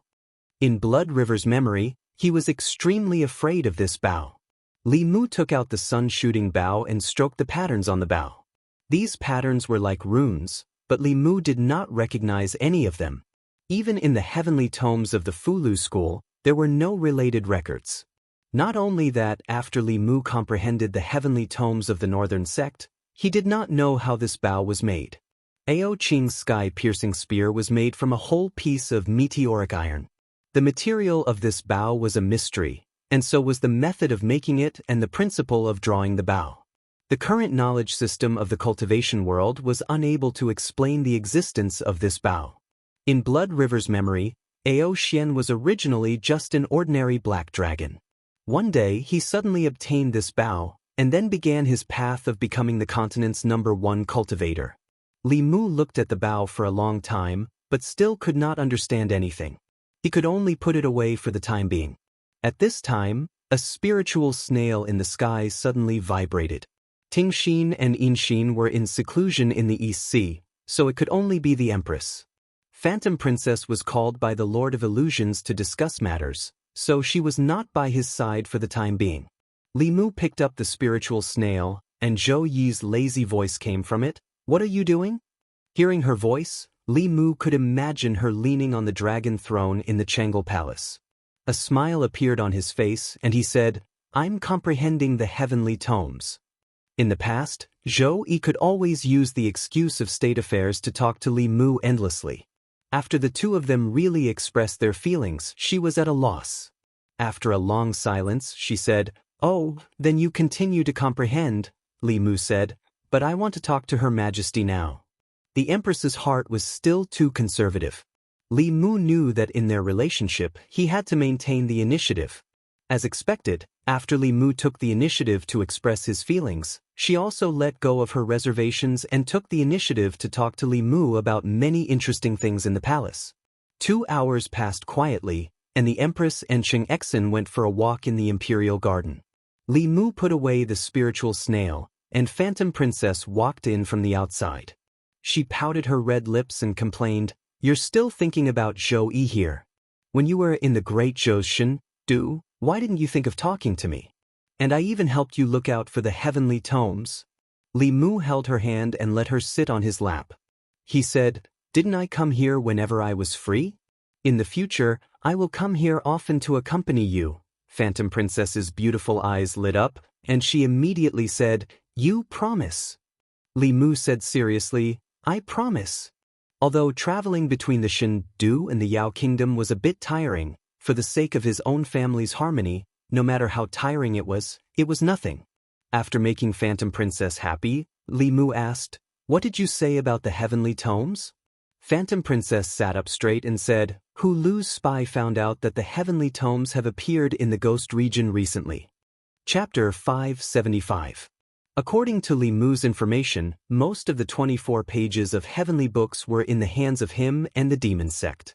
The demon sect had been plotting for 10,000 years in the 10 continents. Besides the 6 Taoist sects, almost all of the known heavenly books had been obtained by them. The Shen nation's 3 Buddhist sects had their heavenly books stolen long ago. The extinction of hundreds of sects in history seemed to have an inseparable relationship with the heavenly books being stolen by the demon sect. Li Mu had the heavenly books of the 5 Taoist sects, the monster race, the fox race, the dragon race, and the Buddhist heart sect. They had a total of 9 pages. The demon sect had 10,000 years of accumulation, so the number of pages in their hands was no less than his. He and the demon sect had nearly 20 pages of heavenly books. There were very few heavenly books in the outside world, and every page was something that had to be fought for. Li Mu was determined to obtain the page of heavenly book in the ghost realm. If Illusion Princess could obtain this information, then the demon sect must also know. Their sense of smell towards heavenly books was incomparably keen. Not long after Illusion Princess finished speaking, The Empress spirit snail vibrated again. Li Mu made a shu gesture to Illusion Princess. After injecting magic power into the spirit snail, the Empress voice immediately sounded. The Ju Wei just sent back news that a heavenly book has appeared in the ghost realm. Li has already brought people to investigate. Li Mu, I already know. I'm preparing to set off for the ghost realm. Zhou Yi was silent for a moment. Then she asked, how did you know? Were you with that vixen again? Li Mu was stunned for a moment. In terms of the speed of news, even the Fulu school could not compare to a nation. To be able to receive news earlier than the Great Zhou court, it must be the demon nation that was closer to the ghost realm. Illusion Princess could no longer endure. She coldly snorted and said, you only allow him to accompany you, not me. You're so overbearing. If you have the ability, then make him stay by your side forever. You seducing vixen. Ha, I admit that I am a vixen. Someone is clearly the same as me, but she always thinks of herself as the Empress. You. Am I wrong? Seeing Phantom Princess and Queen quarrel with each other, Li Mu tried to talk them out of it several times but to no avail. He could only put on a serious face and shouted, are you guys done? Huan Ji secretly looked at Li Mu. Seeing that he was really angry, she immediately lowered her head and stopped talking. On the other side of the spirit snail, the Empress also fell silent. Li Mu continued, one is the Empress of the Great Zhou, and the other is the Queen of the 10,000 demons. They don't even see each other, yet they're arguing with each other across the spiritual snail. What a scandal! Phantom Princess is not allowed to stir up trouble, and His Majesty is not allowed to target her. Otherwise, I'll return to Mount Baiyun and cultivate in seclusion. The first to admit defeat was Phantom Princess. She pulled Li Mu's sleeve and said in a low voice, I was wrong. I won't talk about her like that in the future. Zhou Yi was silent for a while and also said in a low voice, At most, I won't call her a vixen anymore. The two of them, one was stronger than the other, and one had a higher status than the other. If Li Mu didn't show some of his authority as the head of the family, when Phantom Princess broke through, he wouldn't be able to control the family anymore. When the two of them were here, he had to be fair and impartial. After putting away the spiritual snail, he hugged Phantom Princess again and said, I didn't mean to scold you. It's just that you're making things difficult for me. I never thought that the two of you could be like sisters, but don't always be at each other's throats and not give in. Phantom Princess snorted and said, she was the one who said that to me first. Li Mu said, she's petty. It's not the first time you know that. Just give in to her. Phantom Princess felt much better. She raised her head and asked, then tell me, am I more sensible than Zhou Yi? Li Mu hurriedly said, yes, you're the most sensible. Half a day later, after comforting Phantom Princess, Li Mu flew out of the Thousand Fox country. He took out the spiritual snail and injected his power into it. Soon, the Empress's voice came from the other side. Go accompany your 1,000 demon queen. Don't worry about me. Li Mu asked, Your Majesty, are you still angry? Zhou Yi said, I'm not angry. Li Mu smiled and said, I knew that Your Majesty is the most open-minded. I just scolded Phantom Princess and told her to learn from Your Majesty. Don't throw a tantrum and think about the big picture. Zhou Yi's tone became gentler. You saw it too. She's the one who always goes against me. Li Mu said, she grew up in the mountains and doesn't know the rules. I'm sorry, Your Majesty. Zhou Yi gave a light snort and said, it's good that you know. The Empress was obviously no longer angry. Li Mu also let out a long sigh in his heart. He was more and more aware that there were too many women in the backyard, and each one of them was not a simple person. If he wanted to live a peaceful life, he had to learn how to talk to people and ghosts.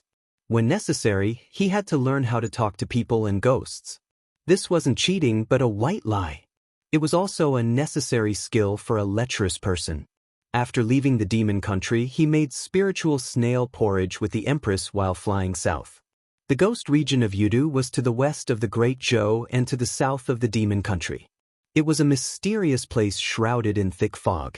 Compared to the demon country, there were even fewer people in Yudu. Even human cultivators wouldn't go too deep. The entire Yudu was shrouded in thick fog. With the eyesight of a human, they couldn't even see their fingers when they stretched out their hands. Even cultivators of the three middle realms couldn't sense the situation 300 yards away. This fog wasn't ordinary either. It was filled with baleful aura. If a mortal came in contact with it, they would fall seriously ill or die suddenly. Cultivators couldn't replenish their spirit chi from it, so very few of them went deep into the ghost region. However, this was the sacred ground of ghost cultivators.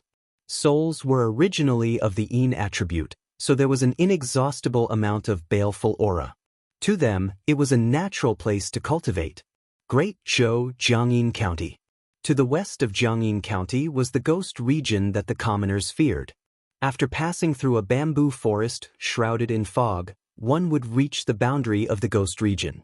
This place was known as the Forest of 10,000 Ghosts. It was a forbidden place in the hearts of the commoners, and they had to be careful when they went near it. Standing outside the forest, one could occasionally see wandering souls and ghosts. Due to the formation set up by the government outside the forest, the ghosts in the forest didn't dare to walk out of the bamboo forest. However, to cultivators, the Forest of 10,000 Ghosts was an excellent place to obtain soul energy. Soul condensation realm cultivators thirsted for soul energy. The simplest method, which was allowed by the imperial court, was to obtain soul energy by killing ghosts. There weren't many ghosts in the Great Zhou, and even if there were, they would hide everywhere. However, the ghost region didn't lack soul bodies. Therefore, cultivators would often enter the Forest of 10,000 Ghosts in groups of 3 to 5 to hunt the ghosts here. The Forest of 10,000 Ghosts was the outermost area of the ghost region. There weren't any powerful ghosts here, and most of them were some Yin spirits that didn't have the power to resist, as well as a small number of vengeful spirits and evil spirits. As long as one didn't go too deep into the ghost region, there wouldn't be much danger. Outside the Forest of 10,000 Ghosts, there was a town. There were a few inns built in the town specifically for these cultivators to stay. Li Mu wasn't in a hurry to go deep into the ghost region. Instead, he found an inn to stay in. He planned to first investigate some information about the ghost region. Up until now, he knew very little about the ghost region. The Empress said that Shangguan Li had brought people to the ghost region. After Li Mu arrived here, he used a sound transmission magic tool to contact her, but he found that he couldn't reach her. He had wasted quite a bit of time on Huanji. It seemed that Shangguan Li had arrived here before him, and it was very likely that she had already entered the ghost region. Another mysterious thing about the ghost region was that the fog that filled the ghost region had a strange power. As long as one entered the ghost region, all kinds of sound transmission magic tools couldn't be used, and they couldn't be used for long-distance communication. Because cultivators were constantly coming and going, the town was bustling. Other than the inns, there were also shops that sold fulu, pills, and magic tools. Other than that, there were also shops that sold maps of the ghost region. Li Mu glanced at the fulu. They were all low-level auxiliary fulu, used to destroy evil and kill ghosts. Their quality was average, but they were enough to deal with low-level ghosts. What he was interested in was the map of the ghost region. However, when Li Mu used a few spirit jades to buy a map, he realized that the map only recorded a few areas at the edge of the ghost region. With the ghost region's uniqueness, without a complete map, even if he entered, he would be blind. Li Mu walked to the counter and asked the shopkeeper, "Do you have a map of the entire ghost region?" The shopkeeper shook his head and said, "How could a small shop have such a thing? But young man, I advise you to walk around outside. The ghost region is not a good place. The deeper you go, the more dangerous it is. Don't lose your life before you catch a ghost." Li Mu had originally planned to ask the Empress, but when he walked out of the shop, a fragrant wind suddenly blew past him. A female cultivator walked in front of him and asked, "Fellow cultivator, are you also planning to go deep into the ghost region?" Chapter 576. Li Mu looked at the young female cultivator in front of him and did not say anything. The two of them did not know each other. She must have taken the initiative not to strike up a conversation. She must have other motives. As expected, seeing Li Mu's gaze, the female cultivator took the initiative to say, "I heard in the shop that you want a complete map of the ghost realm. I guess that you want to go deep into the ghost realm. Coincidentally, we also have the idea of going deep into the ghost realm to hunt ghosts. Why don't we travel together? The depths of the ghost realm are filled with danger. One more person means one more chance to protect ourselves. Behind the woman stood 3 cultivators, 2 men and 1 woman. The girl's cultivation level was just at the spirit condensation realm, while the 2 men had already stepped into the divine power realm. The woman who spoke to Li Mu was also at the divine power realm, the same cultivation level as Li Mu. After all, the ghost realm was not human territory. The complicated environment made the ghost realm even more dangerous than the demon kingdom. It was fine to hunt small ghosts in the Thousand Ghost Forest. If they wanted to go deep into the ghost realm to hunt more powerful ghosts, cultivators had to travel together. In this town, there were cultivators looking for partners everywhere. The ghosts and wraiths in the Thousand Ghost Forest could no longer satisfy the needs of cultivators above the spirit condensation realm. What they wanted to hunt were ghosts in the spirit realm. Li Mu looked at the woman and asked, "Do you have a complete map of the ghost realm?" The woman nodded and then said, "However, with our strength, we can only go 500 miles into the ghost realm at most. Any deeper and it will be dangerous. I wonder if you are willing to travel with us. Whoever kills the ghosts along the way will have the soul power. If we work together to kill the ghosts, we will distribute it according to contribution." Sheng Guanli had entered the ghost realm first. If Li Mu wanted to get the map, he had to return to the divine capital. Since these people had the map, Li Mu did not want to trouble them. At most, he would help them in a while and treat it as a reward for obtaining the map. Under the woman's expectant gaze, Li Mu nodded and said, "All right, but can you let me take a look at the map of the ghost realm first?" The woman straightforwardly handed a jade slip to Li Mu. Li Mu pressed it against his forehead for a moment before returning it to her. He said, "Thank you." Then, the woman introduced the other people to Li Mu. "My name is Wuxia. This is fellow Taoist Zhang Man, fellow Taoist Ding Liang, and this is fellow Taoist Chen Ying. How should I address you?" Li Mu.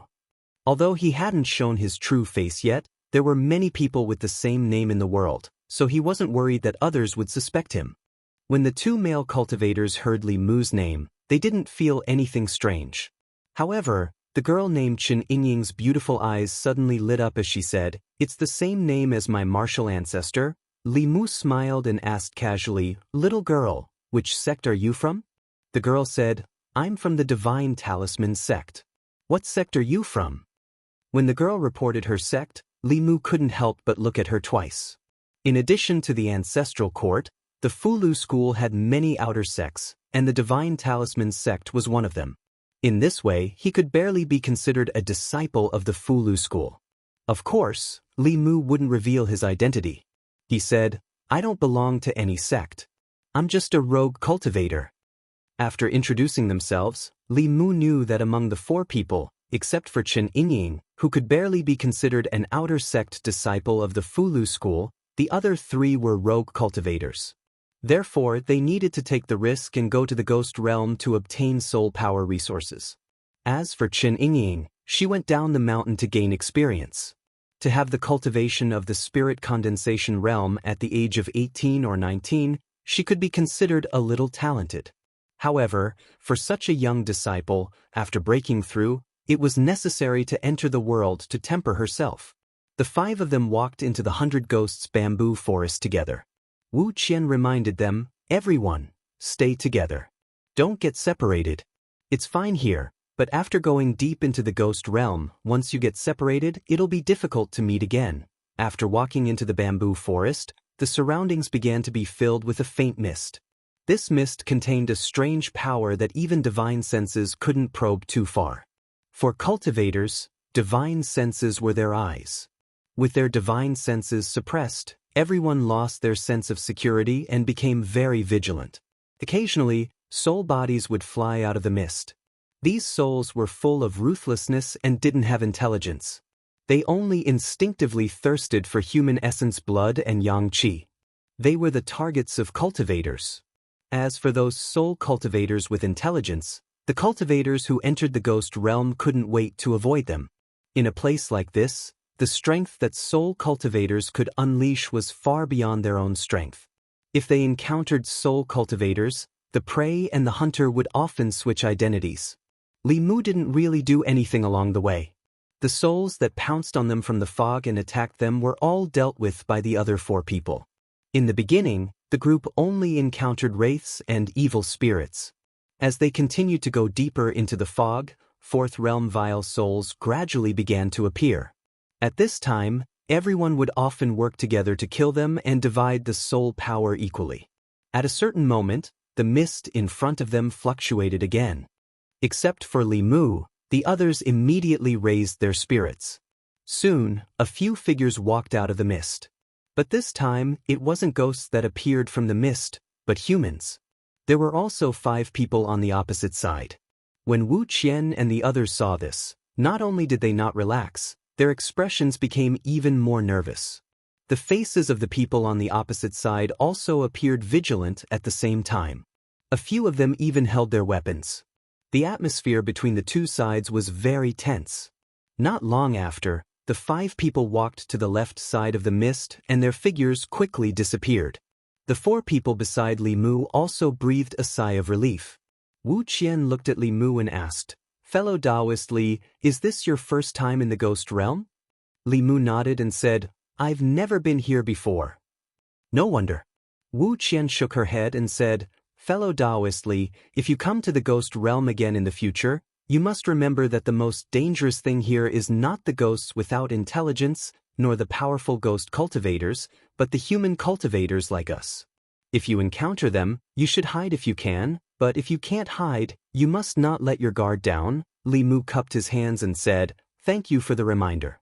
Wu Qian saw that his expression was indifferent, as if he didn't take it to heart. Instead, her expression became more serious, and she continued, "Fellow Taoist Li may not know, but most of the cultivators who die in the ghost realm don't die at the hands of ghosts, but at the hands of their companions and other cultivators. There are no rules here. Things like killing and seizing treasures happen every day." Li Mu could be more serious and said, "I know." Wu Qian looked at the 3 people beside her and said, "But fellow Taoist Li, you don't have to worry. Addicts Zhang, fellow Taoist Ding, and sister Yingying, we have worked together many times. We originally had another companion, but he was in seclusion to break through the realm these days, so he didn't come with us. That's why we invited you." After encountering other cultivator teams nearby, they obviously became more united. They moved forward for dozens of miles and killed a few evil spirits and a fierce soul. When the 4 of them were happily splitting the soul power, Li Mu's eyebrows suddenly raised, and he inadvertently glanced in a certain direction. There was only thick fog in that direction, and nothing unusual. After a dozen breaths, Wu Qian and the other 2 male cultivators' expressions suddenly changed, and they looked in the direction Li Mu had just looked. A phantom rushed out of the thick fog and rushed straight at them. Feeling the powerful aura fluctuations on the phantom, their expressions changed at the same time. Not good. It's a 5th realm ghost. This is still the periphery. How can there be a ghost? Along the way, the most they had encountered were 4th realm vile souls. Ghosts were equivalent to 5th realm human cultivators. Although they did not have intelligence and could only move based on instinct, they were still not something a 4th realm cultivator could fight against. Wu Qian made a prompt decision and said immediately, "Everyone, stay calm and attack together. Take care of each other and don't get separated." At this moment, the importance of a team was reflected. A divinity realm cultivator would not be a match for a 5th realm ghost. However, 4 divinity realm cultivators and a spirit conduit realm cultivator could fight against a ghost without intelligence. Of course, the most important thing was that they had Li Mu.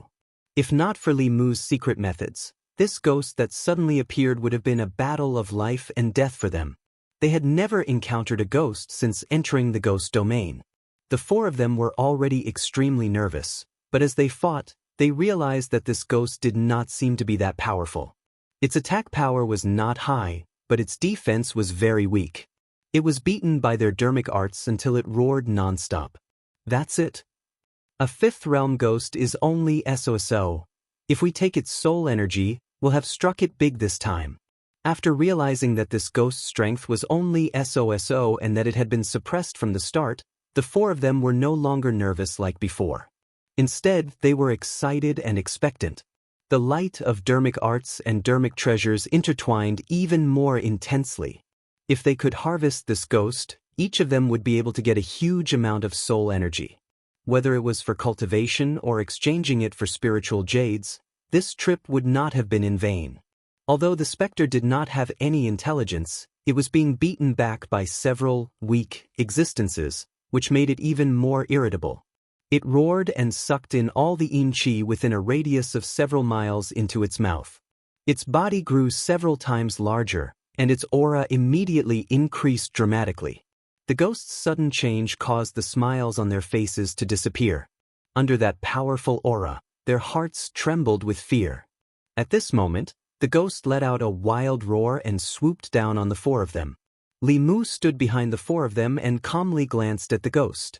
With just a glance, the ghost's body trembled and it suddenly ran back as if its life depended on it. Li Mu threw out a fulu. With a flash of lightning, the ghost was immediately heavily injured and fell to the ground, unable to float up again. Li Mu walked in front of them and said with a look of pity, "It's a pity that this high-grade fulu was gifted by Elder Zhang. He still has the strength to resist. Everyone, let's attack together." The four of them reacted and were about to attack to completely disperse the ghost's soul body. Shio! A green light flew out from the fog and pierced through the ghost's body. The ghost's soul body collapsed, leaving only pure soul energy. The figures that walked out of the fog condensed it into a soul ball. The face of the male cultivator named Zhang Man immediately darkened. He shouted, "What are you doing?" Among them, a young man glanced at him and said, "This ghost was killed by us. Why can't we take its soul energy?" Chen Yinging took a step forward and said angrily, "We were the ones who injured it first. You stole our prey." The young man sneered and said, "What a joke.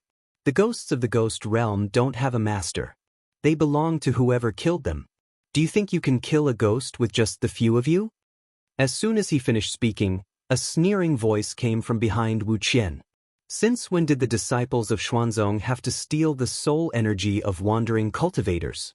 If this gets out, I'm afraid you'll become the laughing stock of the cultivation world. What do you think, Qing Xuanzi?" Among the several figures, the young man who had been silent all this time suddenly changed his expression. He stared at the young man opposite him and asked, "Who are you?"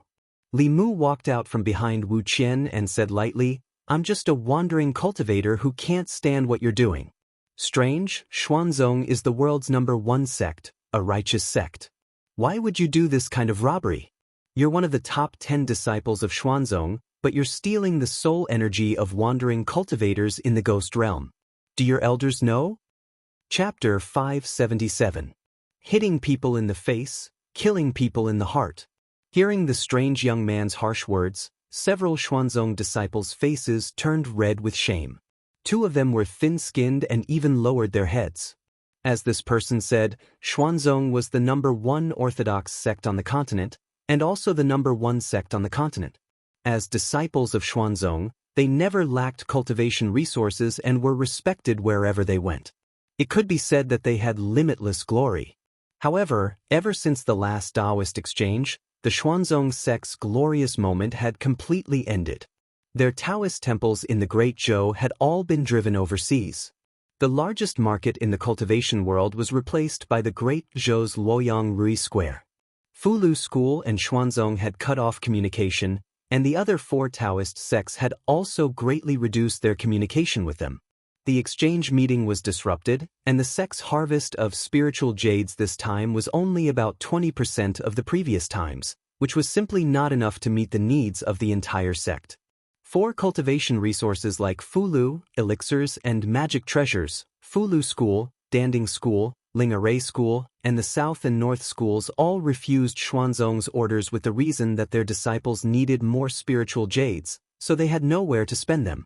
What's more, the sect didn't even have enough spiritual jades for cultivation, so the quota of disciples had been reduced again and again.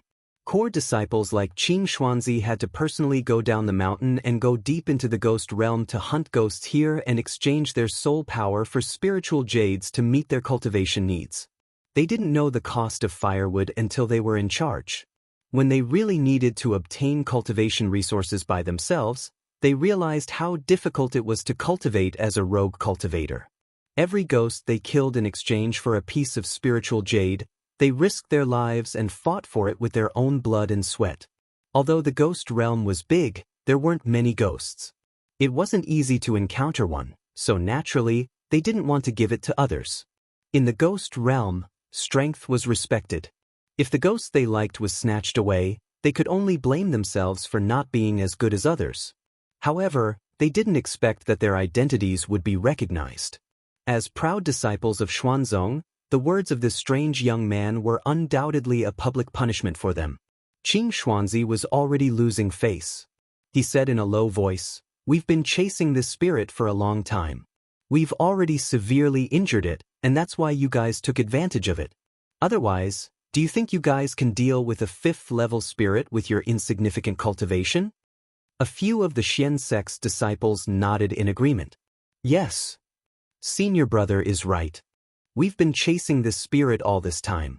If it wasn't for the fact that we've already injured it, you all would have already been killed by it." Although the truth was that they had taken advantage of the opportunity to take advantage of the situation, as Xuanzong's disciples, it was really difficult for them to accept it directly. They could only fabricate the truth to regain some dignity. How could rogue cultivators dare to offend Xuanzong? Even if they had resentment in their hearts, they had to swallow it all. "I see." Wu Qian's face revealed an awkward expression. She said, "No wonder we found out that this spirit's strength wasn't high. It turns out that you guys have already severely injured it. In that case, this spirit's soul power should belong to you guys." Although the 4 of them knew that it was Li Mu's Fulu that seriously injured the spirit, the truth was not as the Xuanzong disciples said. However, this was the ghost realm, and the strength of the people opposite them was far superior to theirs. If they angered these Xuanzong disciples, even if they killed the 5 of them here, no one would ever know. When Li Mu mocked them just now, Wu Qian's heart was in her mouth. He was still too inexperienced and didn't take her reminder seriously at all. This female cultivator gave them a way out, and the faces of Qing Xuanzi and the others also looked better. They withdrew their soul power and were about to leave when the young man opposite them spoke again. Li Mu sized up Qing Xuanzi and the others, and seemed to have thought of something. He revealed a look of realization and said, "Oh, sorry, I almost forgot. Xuanzong's days aren't good right now. They lost their business, and they're not liked by other sections. No wonder even the core disciples have to go out to hunt ghosts by themselves. We all come out to make a living, and no one has it easy. If you guys want this spirit, then I'll give it to you." Wu Qian's expression changed greatly. She stepped forward and grabbed Li Mu's wrist. She said, Taoistly, "Stop talking." However, her reminder was still too late. The faces of Qing Xuanzi and the other Xuanzong disciples turned completely ugly. As disciples of the world's #1 sect, when had they ever been humiliated like this?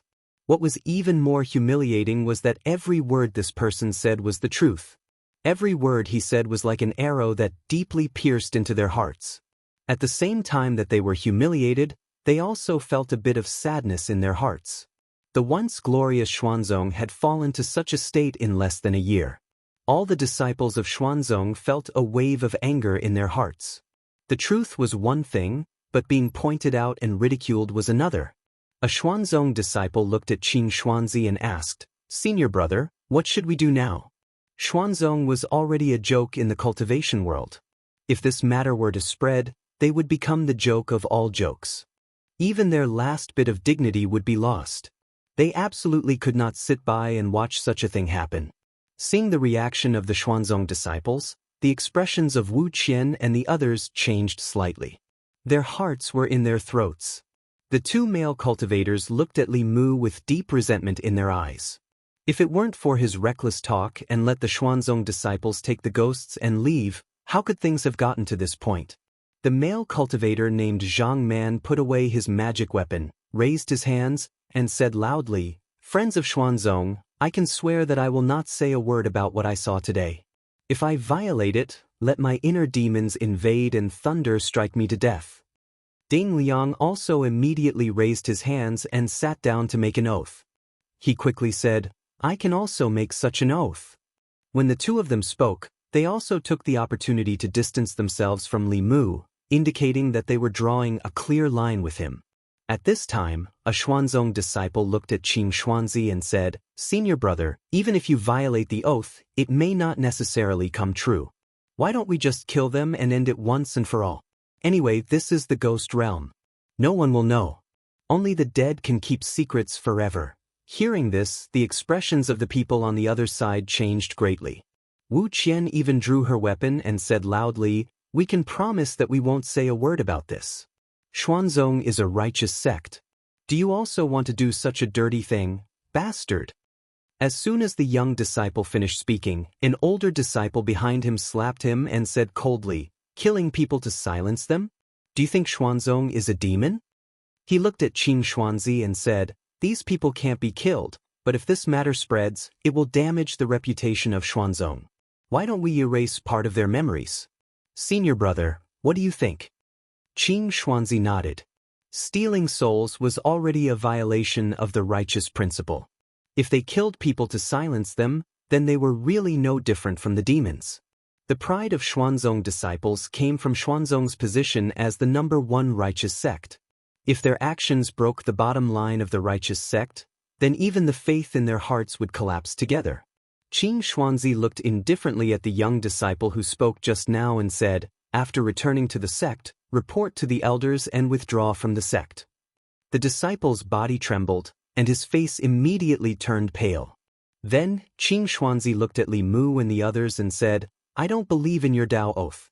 Today, I won't kill you, but I will erase your memories. Memories were related to the primordial spirit. To erase memories, one had to go through the step of soul searching. To cultivators, soul searching was an unacceptable humiliation. But if they didn't agree to these Xuanzong disciples, then today's matter wouldn't end well. After a fierce mental struggle, the two male cultivators, Zhang Man and Ding Liang, still walked out with their heads lowered. Wu Qian's face was filled with grief and indignation. In the end, she helplessly said to Li Mu and Chen Yingying, Taoist friendly, Sister Yingying, erasing a part of memory is better than dying in the realm of ghosts. Li Mu sighed softly and said, Then erase your memories. He turned around and looked at the 5 Xuanzong disciples, including Qing Xuanzi, and the 2 male cultivators. A powerful aura surged out of his body and swept across. The 7 of them only felt dizzy, then lost all consciousness and fell to the ground. Wu Qian and Su Yingying were already prepared to have their memories erased. This unexpected scene stunned them and they couldn't come back to their senses. What happened just now? Why did these powerful Xuanzong disciples suddenly fall to the ground? The next moment, they both looked at the back of the figure in front of them. Originally, he was only at the 4th level, but his aura had become as vast as the ocean.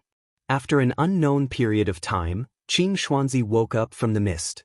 He only felt a splitting headache. He sat up from the ground and held his head with a confused expression.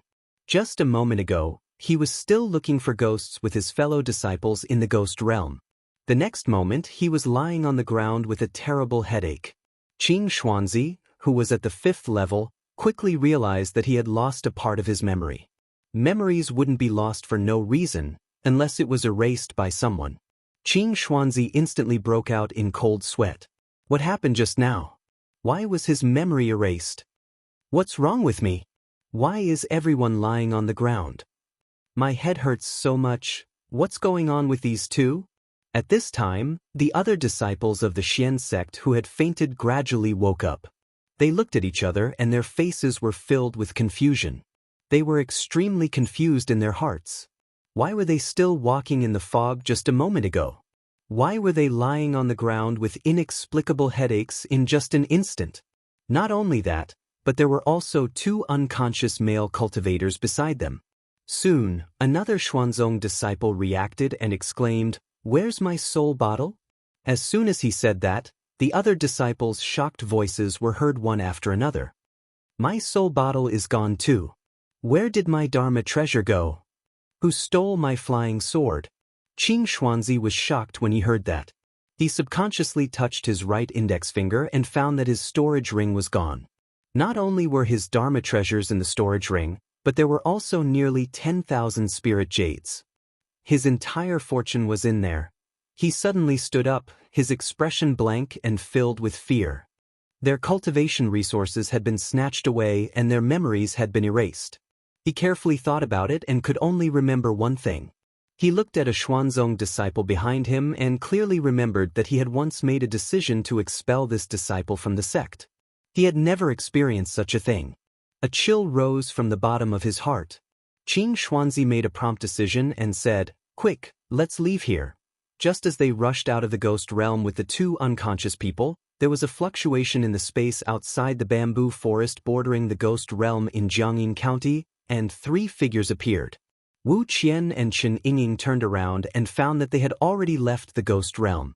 The expression on their faces changed from confusion to shock. A moment ago, they were still in the ghost realm, but Li Mu held their wrists and took a step forward, and they appeared here. This kind of magic was beyond their understanding. Li Mu waved his hand and a large pile of things fell to the ground. He said to the 2 girls, "Don't just stand there. Divide these things among yourselves." Chapter 578. Wu Qian and Chen Yingying looked at the pile of things on the ground in a daze. Neither of them dared to reach out. Everything that happened just now left them in a daze. Wu Qian was the first to come back to her senses. Her lips trembled as she whispered, "Senior, this isn't good." Li Mu waved his hand and said, "Don't worry, they were the ones who stole your soul power first. At most, this is just reciprocity. You don't have to worry about them taking revenge. I've already erased part of their memories." Li Mu had a good impression of these 2 female cultivators. As women, they had more backbone than the 2 male cultivators.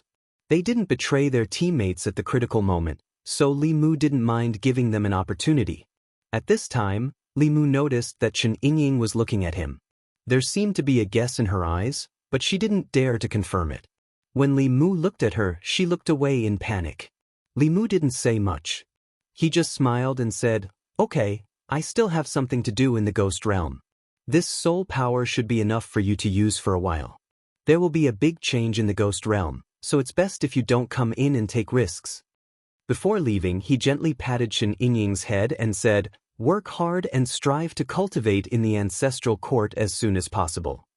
As soon as he finished speaking, he walked into the ghost fog again. Wu Qian looked at the things scattered on the ground. Her throat moved with difficulty, and then she said to Chen Yingying, "Sister Yingying, you choose first." Chen Yingying said embarrassedly, "Let's choose together." After the 2 of them finished dividing the cultivation resources, Wu Qian suddenly asked, "Sister Yingying, do you know that senior?" Chen Yingying pondered for a moment and nodded. "He's so young, and his cultivation is so high. Moreover, he doesn't like Xuanzong. Even his name is the same. I can't think of anyone else other than Martial Granduncle." Wu Qian said in surprise, "He's Senior Ling Jizi from Fulu School." Few people in the cultivation world knew about Li Mu, but everyone knew about Ling Jizi. His battle with the great elder Xuanzong had already spread Ling Jizi's name across the cultivation world. Wu Qian said in realization, "I've only heard of Senior Ling Jizi's name in the past and thought that he was a high and mighty Taoist senior. I didn't expect him to be so kind and not put on any airs at all. It seems that we were able to deal with that spirit so easily because Senior Ling Jizi helped us in the dark." Chen Yingying revealed a love-struck smile and murmured, "Of course. During that grand ceremony, I once saw Martial Granduncle from afar. I didn't expect to be so close to Martial Granduncle in this life. I have to work hard to cultivate and strive to enter the ancestral court as soon as possible. I can't let Martial Granduncle down." Wu Qian said with some envy, "I really envy you disciples of big sections. Wherever you go, you have elders protecting you." Chen Yingying said, "If Sister Wu is willing, you can also join our Divine Talisman sect. With your cultivation, you should be able to enter the ancestral court directly. At that time, I'll have to call you Senior Sister Wu." Wu Qian said happily, "Can I?" Chen Yingying smiled and said, "Of course you can. You can come back to the sect with me now. Master can't wait for such a powerhouse to join the sect. The experience just now caused the distance between the two of them to quickly close. A moment later, they flew into the air hand in hand and flew towards the mountain gate of the Divine Talisman sect. At the same time, in the boundless fog of the ghost realm, a figure was rapidly moving forward. Wherever he passed, the fog would surge violently. Regardless of whether it was a low-level spirit body or a high-level soul body, when they felt that aura, they would instinctively avoid it. Qing Xuanzi and the others carefully walked in the fog and also felt the aura passing by in the distance. A Xuanzong disciple couldn't help but mutter in a low voice, "The ghost realm is too dangerous. Let's not come here in the future." Compared to the Yao Nation, the ghost realm that was shrouded in fog was much more mysterious. No one knew how many secrets were hidden in the fog of the ghost realm. The inexplicable loss of memory, the snatching of soul power from their magic treasures, and the strange experience they had just experienced filled the hearts of several Xuanzong disciples with fear. They didn't want to come here again in their lives. Somewhere in the ghost realm, Li Mu slowly came to a stop when he reached the valley where he killed Yu Hun. The ghost realm was different from the Yao Nation. This place was filled with fog that couldn't be explored with divine sense. Even if one had a map, they had to be careful and follow the guidance of the map. The so-called complete map of the ghost realm was actually only the places that people had explored so far. Most of the areas in the ghost realm were unknown places that had not been explored. It was filled with unknown dangers. For thousands of years, countless powerhouses had gone missing in the ghost realm. There was no lack of 6th and 7th realms among them. They relied on their high cultivation and ventured into unknown places alone, never to come out again. When one powerhouse after another silently disappeared in the ghost realm, the cultivators who entered the ghost realm later learned to check the map. The routes marked on the map were all explored by predecessors. They could be traveled safely without any unpredictable dangers. Although Li Mu's cultivation was at Dongxian and could even kill 7th realms, he didn't dare to wander around the ghost realm. After all, there were many 7th realms that had gone missing in the ghost realm. Even in Blood River's memory, he was somewhat wary and fearful of the ghost realm. He couldn't spread his divine sense too far. This made him feel very insecure. Li Mu could follow the route marked on the map and move forward at a moderate speed. Although the ghost realm was large, there weren't many paths that one could walk on. Almost all the cultivators were moving forward along the few routes. Thus, Li Mu met many people along the way. These people were mostly in groups of 3 to 5. They were going deep into the ghost realm to hunt ghosts. When they met each other, they would retreat vigilantly. In the ghost realm, meeting people was far more terrifying than encountering ghosts. Li Mu flew at a low altitude. Suddenly, a wave of dermic power came from the fog in front of him. When he flew closer, Li Mu saw a group of 6 people attacking a ghost. Among the 6 people, 2 of them had reached the manifestation realm. The 4 of them had remarkable abilities. This ghost was no match for them. Its soul was quickly scattered and its soul power was absorbed. The fog behind them surged. The 6 people turned their heads vigilantly. When they saw a figure walking out, their expressions became tense. They gripped the weapons in their hands tightly, ready to attack at any time. However, only one person walked out of the fog. That person only glanced at them and continued to fly forward. Among the 6 people, a fierce-looking manifestation realm cultivator looked at the figure flying away and said in a low voice, "Going deep into the ghost realm, this person actually didn't have any dermic artifacts or soul bottles. He must have a flask heaven magic treasure." Speaking of the flask heaven magic treasure, a look of greed appeared in his eyes. A magic treasure that could store things was the dream of every cultivator. However, the flask heaven magic treasure could only be refined by cultivators above the 7th level. Those who had such a treasure were all core disciples of great sects with super strong cultivators. Seeing through his thoughts, another manifestation realm cultivator beside him reminded him, this person must be a disciple of a great sect or family. Moreover, his status is not low. You'd better put away your thoughts. The fierce-looking man grinned and said, "So what if he's a disciple of a great sect? He only has remarkable abilities. If we secretly kill him in the ghost realm, who will know that we did it? Over the years, there have been at least 8, if not 10, disciples of great sects and families who have died at my hands. The other person pondered for a moment and said, "You'd better be careful. If he dares to go deep into the ghost realm alone, he must have some strength. Don't fail miserably." The fierce-looking man said, "I think he's young. He looks like a newborn calf that isn't afraid of tigers. It's not like we haven't met such a hothead before. If we can get a flask heaven magic treasure, we'll have made a fortune this time." He glanced at his companion beside him and said, "I don't want to let go of this fat sheep in front of me. Don't fight with me. Otherwise, don't blame me for turning hostile." The man shrugged and said, "I only hunt souls. I don't kill people. If you want to do it, go ahead." The fierce-looking man stuck out his tongue and licked his lips. He strode in the direction that the young man disappeared in. 15 minutes. 15 minutes. 30 minutes had passed, and the fierce-looking man who had just left had not returned. The rest of the people looked puzzled as they slowly walked forward. Not long after, they saw the fierce-looking man. His eyes were wide open as he lay on the ground. There were no injuries on his body, but there was no sign of life. Everyone sucked in a breath of cold air and said in shock, "Dead." A creation realm expert had died just like that. There were no traces of a battle here, which meant that he did not have the chance to attack before he died. Just what kind of cultivation was needed to be able to kill a creation realm expert in an instant? Thinking of that ordinary young man, the few of them shuddered at the same time and felt a chill in their hearts. After finishing off the cultivator who was filled with a murderous aura and wanted to kill him for his treasures, Li Mu continued forward. There was no day or night in the ghost realm. There was only an eternal white fog that made it impossible to feel the passage of time.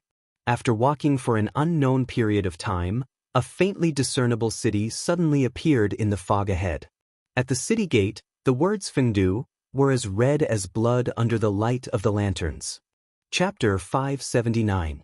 The ghost realm was not like the Yao Nation, where one could casually occupy a mountain and use it as a cultivation cave. The fog that covered the ghost realm was filled with wandering souls. Although these wandering souls were souls, they were different from ghost cultivators. They did not have intelligence and would attack any living being or even their own kind. Moreover, they were very sensitive to spirit chi fluctuations. Once they sensed a living person or soul body nearby, they would actively search for it. Therefore, even ghost cultivators did not dare to be exposed in the wild for long periods of time. In order to avoid being disturbed by wandering souls, they built cities in the ghost realm and lived in groups, forming ghost cities. Fengdu was one of them. In the entire ghost realm, there were 5 major powers. 4 of them belonged to the 4 great ghost kings, and the last one was the Demon Path's Soul Hall. The master behind Fengdu City was one of the 4 seventh realm ghost kings, Rakshasa King. Fengdu City was on Li Mu's path. If he wanted to continue, he had to pass through the city. There was a rule in the ghost realm that had to be obeyed, and that was to strictly follow the map of the ghost realm. This was the experience of countless seniors who used their lives to conclude. If one changed the route on their own, the outcome would often be very miserable. At the gate of Fengdu City, dozens of figures formed a long line and slowly entered the city. Most of them were ghosts and only a few were humans. The relationship between the ghost realm and the Great Zhou was not as tense as the relationship between the Yao Nation and the Great Zhou. In the wild, people often hunted ghosts, ghost hunters, and human hunters. However, in the main city, if people did not attack ghosts, ghosts would not attack people. Li Mu walked to the back of the line and silently followed them into the city. Fengdu City was not a place that could be entered as one wished. Before entering the city, one had to pay 50 spirit jades. Those who did not have spirit jades had to pay the equivalent amount of soul power. It was like a large toll booth. Some stray cultivators who did not have enough money might not even be able to pay the entrance fee. After walking for about 15 minutes, it was Li Mu's turn. Li Mu took out the soul bottle that he had already prepared and took out a ball of soul power. The ghost soldier at the gate accepted the soul ball and glanced at him indifferently, then said coldly, "Enter." The city was covered by an array formation, so there was no fog. Li Mu walked into the city, and the first thing he saw was an incomparably wide street. It was much more difficult to build a city in the ghost realm compared to the outside world, so there weren't many cities here. However, each of them was very majestic. Fengdu City's area was comparable to 10 times the size of the godly capital. The streets were filled with shadows of ghosts. It was truly a ghost city. Of course, to the current Li Mu, ghosts and souls were no longer mysterious in his heart. They were just another form of life, and there was no need to fear them. In other words, when they met Li Mu, they should be the ones to fear. Soul-nurturing grass, only 100 spirit jades for 10 stalks. I'm looking to purchase a portion of spectral soul energy. The price will be negotiable. Looking for teammates to hunt wandering souls together. Cultivation must be at least at the 3rd realm. Do not disturb unless you are sincere. On the main street of Fengdu, there were layers and layers of ghostly shadows. These voices continuously entered Li Mu's ears. Other than the dense yin energy, there wasn't much difference between this place and the streets of Divine Capital. Li Mu planned to stay in Fengdu City for a few days to gather information.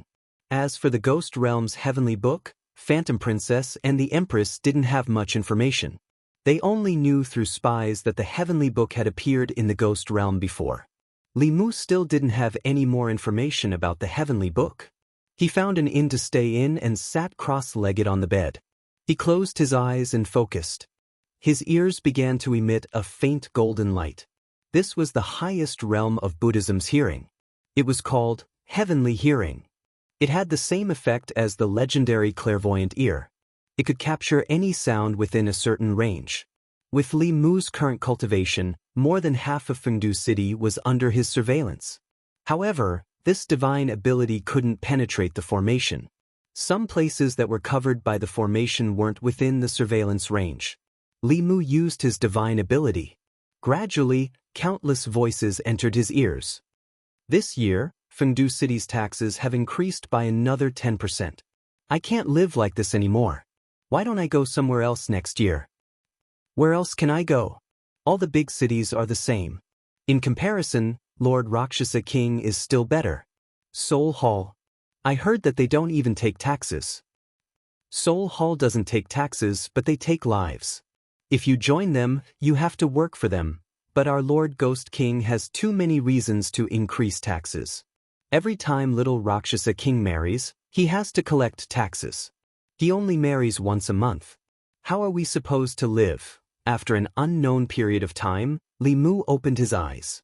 Although he heard a lot of information, there wasn't a single piece about the Heavenly Book. Due to the special environment of the Ghost Realm, long-distance communication was impossible. There were many inconveniences in transmitting information. Perhaps not many people knew about the Heavenly Book. However, for such a big matter, the Lord of Fengdu City, Rakshasa King, must know. However, there was a formation outside the Ghost King Palace. Li Mu couldn't eavesdrop. However, he just heard that today was the wedding day of Rakshasa King's son.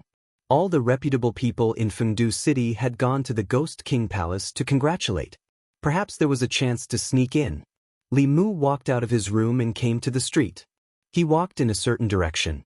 He had never been to Fengdu City before, but the place with the most powerful formation in the city must be the Ghost King Palace. The entire Fengdu City was filled with ghost chi. However, the Ghost King Palace was decorated with lanterns and colored banners. It was bustling with noise and excitement. Countless strong ghost cultivators were lining up to present their gifts. Li Mu stood at a distance and observed. He realized that sneaking into the Ghost King Palace was easier than he thought. The ghost soldiers at the entrance only recognized gifts and not people. As long as they presented enough gifts, they would let people in. Li Mu recalled the information he just heard. The Ghost King Palace seemed to only use the monthly wedding as a way to collect gifts and earn money. This was also a disguised form of exploitation of the ghost cultivators in Fengdu City. Li Mu walked slowly to the entrance and took out a fist-sized soul bottle that he had prepared beforehand. Inside it were the spoils of war that he had plundered from Qing Xuanzi and the others. The ghost soldier at the entrance of the Ghost King Palace opened it and took a look. He nodded and said, "Go in." They did not even register their names. The intention of the Ghost King Palace for the wedding was too obvious. However, this also saved Li Mu the trouble of making up an identity on the spot. He walked into the Ghost King Palace and followed the flow of people. He came to a huge palace. There were countless short tables placed in the palace. On top of each table was a pot of wine and a few simple dishes. The ghost region was filled with inchi. Grains and vegetables from outside could not grow here. The ingredients for these dishes had to be purchased from outside. They were considered precious in the ghost region and were not commonly seen. In the palace, there were already many ghost cultivators sitting in groups of 3 to 5, whispering to each other. Li Mu found a corner and sat down cross-legged. He poured himself a cup of wine and held it in his hand, sipping it slowly. Suddenly, his gaze moved slightly. He looked at the few people in front of him from the corner of his eyes. A golden light flashed in his ears. Several level 5 ghostly cultivators were communicating with each other using their divine consciousness. Have you heard? A few days ago, a page of the Heavenly Book appeared in our ghost region. What's the Heavenly Book? It can't be. If you don't even know about the Heavenly Book, what are you cultivating for? The Heavenly Book is the most precious treasure in the cultivation world. Every time it appears, even if it's just one page, it will cause a storm of blood. This time, I'm afraid many people will die because of it. No wonder Lord Ghost King, who rarely leaves Fengdu, has left. The temptation of the Heavenly Book is hard to resist even for 8th realm and 9th realm cultivators, let alone 7th realm cultivators. A ghost cultivator's eyes flashed. He said, "The Heavenly Book contains the great Tao of cultivation. I heard that this Heavenly Book is the long-lost Ghost Tao Heavenly Book. If we can get it, we might be able to cultivate to the Ghost King realm." Another ghost cultivator shook his head and said, "Forget it. The Heavenly Book is so precious. I'm afraid all the major forces in the ghost region will fight for it. It won't be our turn." That ghost cultivator said, "That's not necessarily true. If we're lucky?" The ghost cultivator beside him glanced at him and said, "That page of the Heavenly Book last appeared in the land of the fallen gods. Do you dare to go?" That ghost cultivator was still harboring hope, but after hearing the words land of the fallen gods, his body couldn't help but tremble. He immediately extinguished that thought. Other than a few major cities and the roads that connected them, there were more unknown lands in the ghost region. Those regions were filled with danger. Once one entered, it would be difficult to walk out. These unknown lands had different levels of danger. The land of the fallen gods was one of the most dangerous regions. Even 7th realm cultivators weren't willing to go too deep. Land of the fallen gods? In the corner of the hall, Li Mu put down his wine cup. He thought to himself that the soul energy wasn't wasted. There were clearly many high-level ghost cultivators in Fengdu who knew about the Heavenly Book. Without further ado, Li Mu planned to leave immediately and head to the so-called land of the fallen gods. Suddenly, an extremely soft voice sounded in his ears. "If I had known, I would have waited for Lord Li. There's nothing we can do even if Lord Li is here. If Lord Li is here, we might be caught by the Azura King together. What should we do now?" The voice came from a side hall in the Ghost King Palace. Li Mu turned his head and looked in that direction. His expression was slightly startled. Chapter 580. Fengdu, Ghost King Palace, in a side hall. A ghost woman floated into the side hall and placed a red wedding dress at the head of the bed. She said indifferently, "Change into this. It's almost time. Young master won't show mercy to women. If you anger him, you and the people around you won't have a good ending." Without waiting for the woman's reply, she floated out of the side hall. Beside the woman, the 4 spies of the bamboo guards looked worried. They were originally here to investigate the news of the Heavenly Book. When they were passing through Fengdu City, Commander Shangguan happened to be fancied by the son of Luocha King. After Commander Shangguan rejected him, the little Luocha wanted to forcefully kidnap them, and a conflict arose between them. Of course, the little Rakshasa and his subordinates were no match for them. However, the fight in Fengdu City quickly attracted Rakshasa King's attention. He sealed Commander Shangguan's magic power and brought them to Ghost King Palace. There was supposed to be a joyous occasion in the Ghost King Palace today. Little Rakshasa had changed the original bride and wanted to marry Commander Shangguan to him. Before they could find out about the heavenly book, they were already trapped in the unfamiliar ghost region. Shangguanli sat in front of the bed with an icy expression. She only regretted not listening to His Majesty and working together with Li Mu. If he was here, they wouldn't be in such a passive situation now. However, she also had her own pride in her heart. As the commander of the Bamboo Guards, if she needed other people's help for everything, how could she live up to His Majesty's trust? This time, she acted alone to prove herself, but she didn't expect to fall into such a situation as soon as she entered the ghost realm. After several hours of attacks, the seal in her body had become impulsive. Even if she couldn't kill the little Rakshasa, she could still injure him severely. However, by then she would completely lose her ability to resist. The biggest problem was how to leave Fengdu, Rakshasa King's territory. Even if Rakshasa King wasn't in Fengdu, he still had countless strong men under him. Without a cultivation of the seventh realm, it would be difficult to break out. Shangguanli sighed. If only Li Mu was here now.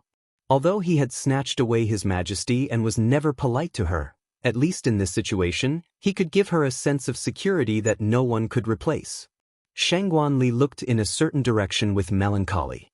Suddenly, a figure walked out from a wall at the end of her line of sight. Because she was looking forward to Li Mu's appearance too much, she even started to hallucinate. Li Mu passed through the wall and saw Shangguanli sitting by the bed. Her eyes were lifeless, pitiful and helpless. Lord Li. It wasn't until the 4 spies of the Bamboo Guards discovered Li Mu that Shangguanli came back to her senses. Looking at the figure that really appeared in the hall, she was both surprised and delighted. How did you find this place? Li Mu glanced at her and said, if it wasn't for me coincidentally coming in to ask for information, you would have married a ghost. His Majesty told you to wait for me so we could move together. Why didn't you listen? Shangguanli lightly snorted and said, you still say that you were in the Yao Kingdom and that the ghost realm was right next to you. You should have arrived much earlier than me. When I came from the Shin, due to Jianghu County, where were you? Her reason left Li Mu speechless. He rarely went to the Yao Nation, and it was rare for Huanji to see him. Before they parted, it was normal for them to kiss each other and do things that they loved to do. Li Mu waved his hand and said, I was delayed by an important matter. What happened to you too? After listening to the explanation of a Bamboo Guard spy, Li Mu found out that the moment they entered the ghost realm, they were captured by Rakshasa King. After seeing Shangguanli, the little Rakshasa decided to change the ghost bride on the spot. Femme fatale, Li Mu sighed and said to Shangguanli, get on the bed. Your cultivation has been sealed, right? I will help you remove the seal first. For spies stood guard at the door. Shangguanli and Li Mu sat cross-legged on the bed. Li Mu placed his hands on her back and sent his magic power into her body. She quickly felt an obstruction. It was a seal, but it was already loosening. Rakshasa King still underestimated Shangguanli. Even though she had just entered the Dongxian kingdom, she often followed the empress. Her methods were not something an ordinary Dongxian could compare to. If she was given a bit more time, she would be able to break this seal by herself. It might be a bit painful. Bear with it. Li Mu channeled his magic power and attacked the seal in her body. Shangguanli groaned and her face turned red. She gritted her teeth and said, can't you be a bit gentler? Li Mu shrugged and said, be careful next time. It was not that he wanted to be so violent to Shangguanli. It was just that unless the seal was removed by the person who said it, there was only one way to break the seal. She only suffered a slight internal injury, which was already considered his outstanding skill. Shangguanli took out a healing pill and swallowed it. Then she asked Li Mu, have you found out about the heavenly book? Of course. Li Mu glanced at her and said, if I don't check it myself, can I count on you? Shangguanli took a deep breath. She did not want to be angry with him. She still wanted to say something, but at this time, there was already an aura rapidly approaching outside the door. A gloomy young man pushed open the door and saw a woman wearing a wedding gown and a veil sitting at the head of the bed. He walked forward and said, beauty, as long as you are sincere with me, I will not treat you unfairly. In Fengdu City, you can do whatever you want. The woman at the head of the bed did not move. The young man smiled and said, What's wrong? Are you shy? He was full of anticipation. He reached out and lifted the veil, but he saw the face of an unfamiliar man. The extremely handsome man smiled at him and said, Are you surprised? Are you surprised? The young Rakshasa did not have time to be shocked. The figure of a woman suddenly appeared above his head. A golden hoop fell from above and wrapped around his neck. Then it quickly tightened. The powerful mana fluctuations that had already erupted from the young man's body were immediately calmed down after being wrapped by the golden hoop. Li Mu and Shangguan Li worked together to give the son of the Rakshasa king a surprise. After that, they threw him to a corner of the teapot space. His father was a 7th realm Jianghu. The young Rakshasa's strength was not weak either. He was at the 6th realm. If they did not catch him off guard and give him a chance to resist, he would cause a lot of trouble for Li Mu and Shangguan Li. After Li Mu's arrival, Shangguan Li naturally treated him as the backbone. She asked, What do we do now? Li Mu thought for a moment and said, There should be more than one Dongxian in the Ghost King Palace. In order to not arouse their suspicion, let's put on an act first. We'll rest here for a night and leave tomorrow. It was not easy to get here. Li Mu did not want to leave just like that. Since the Rakshasa king was not here, the Ghost King Palace lacked top-notch masters. If he did not plunder this place before leaving, he would be letting Ali down. Of course, there was another important reason. You don't know the cost of money until you're in charge. After truly taking charge of the Fulu school, Li Mu realized that the rise of a sect required too many resources. As one of the 5 major powers of the Ghost Realm, it must have a rich foundation. He planned to search the treasury of the Ghost King Palace tomorrow to supplement his family. Li Mu took the opportunity to lie down on the bed and said, Let's sleep. We'll talk about other things tomorrow morning. Shangguan Li looked around the hall and only saw the bed Li Mu was lying on. Then she asked Li Mu, If you sleep on the bed, where will I sleep? Li Mu, you can just grab a chair and make do for the night. Shangguan Li said, I'm a woman. Shouldn't you let me have my way? Li Mu glanced at her and said, Other than your body being that of a woman, which part of you looks like a woman? The first female official serving the Empress of the Great Zhou, the leader of the spies of the Great Zhou court. With her identity and the things she did not seem like a woman who should be let have her way. Moreover, would a woman like another woman? Shangguan Li frowned and said in a low voice, I really don't know why Her Majesty likes you. Li Mu retorted, If Her Majesty doesn't like me, does she like you? Am I wrong? Shangguan Li was infuriated by these words. She pointed at Li Mu, her chest heaving up and down for a long time. In the end, she just waved her hand and said, You are the Empress. Whatever you say is right. This subject will listen to everything the Empress says. Chapter 581. Shangguan Li was clearly in a bad mood, and Li Mu knew that it wasn't just a day or two that she was in a bad mood towards him. In the past, Li Mu had at most taken away some of the Empress's love, but now he had even taken away the Empress's person. Li Mu poked at her sore spot, so she poked at his sore spot in return. For a man, those words were extremely insulting. Fortunately, Li Mu's skin was thick.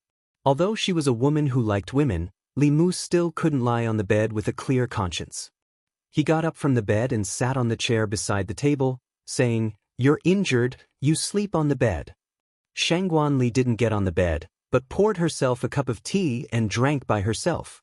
Li Mu also poured a cup of tea, took a sip and then asked, Li, when did you start to like women? Shangguan Li glanced at him and lightly said, What does it have to do with you? Li Mu shrugged and said, Since we're idle, why don't you tell me, how did you start to like Her Majesty? Shangguan Li simply ignored him. The reason for her special feelings towards the Empress, Li Mu could somewhat guess. She had been by the Empress's side since she was young, and couldn't come into contact with other outstanding men. The Empress treated her like a younger sister, giving her full trust and protection, so it was natural for her to like the Empress and be close to the Empress. Li Mu wasn't jealous of her, nor did he see her as a love rival, nor did he discriminate against her sexual orientation. It was just that the Empress would be his sooner or later, and if Ali couldn't walk out as soon as possible, the one who would be hurt in the end would be herself. Seeing that she was ignoring him, Li Mu said, "Actually, I feel that you don't like Her Majesty that way. To you, Her Majesty is like a sister. She has always protected you, loved you, and you worship her, but this isn't love." Shangguanli finally looked up at him and said lightly, "You're not me. How do you know what I'm thinking?" It was a good thing that she was willing to respond. Li Mu continued, "As I said, your feelings for His Majesty are more of worship and admiration. Perhaps you don't like women, but only His Majesty. Think about it, have you ever had feelings for other women?" Shangguanli looked at him with disdain and said, "Do you think I'm like you, lecherous man? My love for His Majesty is unique." Li Mu asked straightforwardly, "Do you know what it feels like to like someone?" Shangguanli coldly snorted, "I don't need you to teach me." Li Mu said patiently, "Liking someone doesn't mean that you want to be by her side for the rest of your life. Friends also have this idea. Think about Sister May. Don't you want her to be by your side all the time? Do you like her too?" Shangguanli thought about it and immediately shook her head. Li Mu continued, "Your feelings for His Majesty are not that kind of love. You want to be with him for the rest of your life because you're used to it. You may meet a man in the future who wants to be with him for the rest of your life. You'll be angry because of him, but you'll also be happy because of him. When you're happy, you'll think of him. When you're unhappy, you'll also think of him. When you're in the most difficult and helpless situation, you'll still think of him." Shangguanli fell into deep thought, and then shook her head again. "That's right." Li Mu clapped his hands and said, "When you meet this person, don't hesitate. Boldly pursue him. He's the one you really like." Shangguanli's face showed an incredulous expression and asked, "Is this liking?" Li Mu said with certainty, "If this doesn't count as liking, then what does?" Shangguanli looked at him and fell into a long silence. After an unknown period of time, she looked at Li Mu again and said, "I'm going to sleep." With that, she walked to the side of the bed and lay down in her clothes. Li Mu did not sleep. He sat in front of the table and closed his eyes, beginning to comprehend the contents of the heavenly tomes. Although he had deciphered all the heavenly tomes in his hands, to truly master them, he still needed to put in a lot of effort. The next day, when it was close to noon, Li Mu opened his eyes. He turned his head to look beside him. Shangguanli was lying on the bed in the same position as last night. Her hands were behind her head, and her eyes were open as she stared at the ceiling. He did not know what she was thinking, as if she had not slept the whole night. In the Ghost King Palace, the servants were busy as usual. Ever since the young master entered the new madam's room last night, he had not come out. The servants in the palace were already used to this and did not find it strange. After an unknown period of time, the door of the palace opened from the inside. Two figures walked out. The servants bowed one after another. "Greetings, young master." "Greetings, madam." Li Mu, who had turned into a little Rakshasa, waved his hand and said, "Dismissed. I'll bring madam around to familiarize herself with the house." It was not until the two of them were far away that the servants of the Ghost King Palace opened their mouths in surprise. What's wrong with the young master? In the past, he would abandon the brides after playing with them for 2 or 3 days. Why is he treating the new madam so well this time? It's not strange. I heard that the new madam is a human expert, and her cultivation is no weaker than the young master's. She was personally captured by the Ghost King. Of course, she's different from the previous ones. If that's the case, the palace will have a new madam in the future? Who knows? Let's just do our own thing. Don't ask about other things that you shouldn't ask. Li Mu wandered aimlessly around the Ghost King Palace with Shangguanli. It seemed like he was bringing her around to familiarize herself with the place, but in reality, Li Mu was not familiar with the place. It was too risky to recklessly capture a servant and search their soul. There was also the risk of being exposed. Before plundering the Rakshasa King's treasure, Li Mu did not want to be exposed. Although 7th Realm experts usually had their own Flask Heaven space, the Flask Heaven space of the 7th Realm was not very big. They might carry some important treasures with them in the Flask Heaven space. As for other basic resources, the flask heaven space could not contain them at all. What Li Mu needed were spiritual jades, soul energy, and other basic cultivation resources. He had many treasures on him. The Dao Bell for defense, the sky-piercing spear for close combat, and the sun-shooting bow for long-range attacks. As for other things, he was not interested in them at all. After passing through another door with Shangguan Li, a 3-story palace appeared in front of Li Mu's eyes. The palace's entrance was heavily guarded. There were actually 4 fifth realm ghost cultivators. A palace that could be guarded by so many experts was naturally not an ordinary place. Just as Li Mu walked forward, another ghost cultivator cupped his fists and said, "Young master, Lord Ghost King has ordered that no one is allowed to come near this place." Li Mu glanced at him and said, "Of course I know. I don't need you to remind me." Then he looked at Shangguan Li and said, "Madam, remember, Father doesn't allow anyone to come near this place. You shouldn't come near in the future either. Otherwise, if Father blames you, even I can't help you." In order to cooperate with Li Mu's act, Shangguan Li could only accept this form of address. She nodded and said, "I know." Li Mu left with Shangguan Li. After passing through another door, he said, "Give me your hand."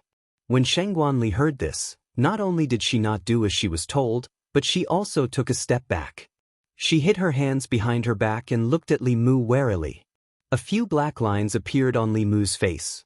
He said unhappily, "What are you thinking about all day? I want to use my mystical power to enter that palace. If I don't hold your hand, how am I going to bring you in?" When Shangguan Li heard this, a trace of shame flashed across her face. She hurriedly stretched out her hand.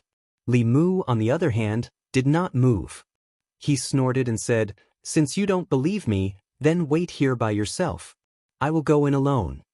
Shangguan Li hurriedly took the initiative to hold his hand. She lowered her head and said softly, "I'm sorry, I was wrong." Chapter 582. Shangguan Li's hand was icy cold.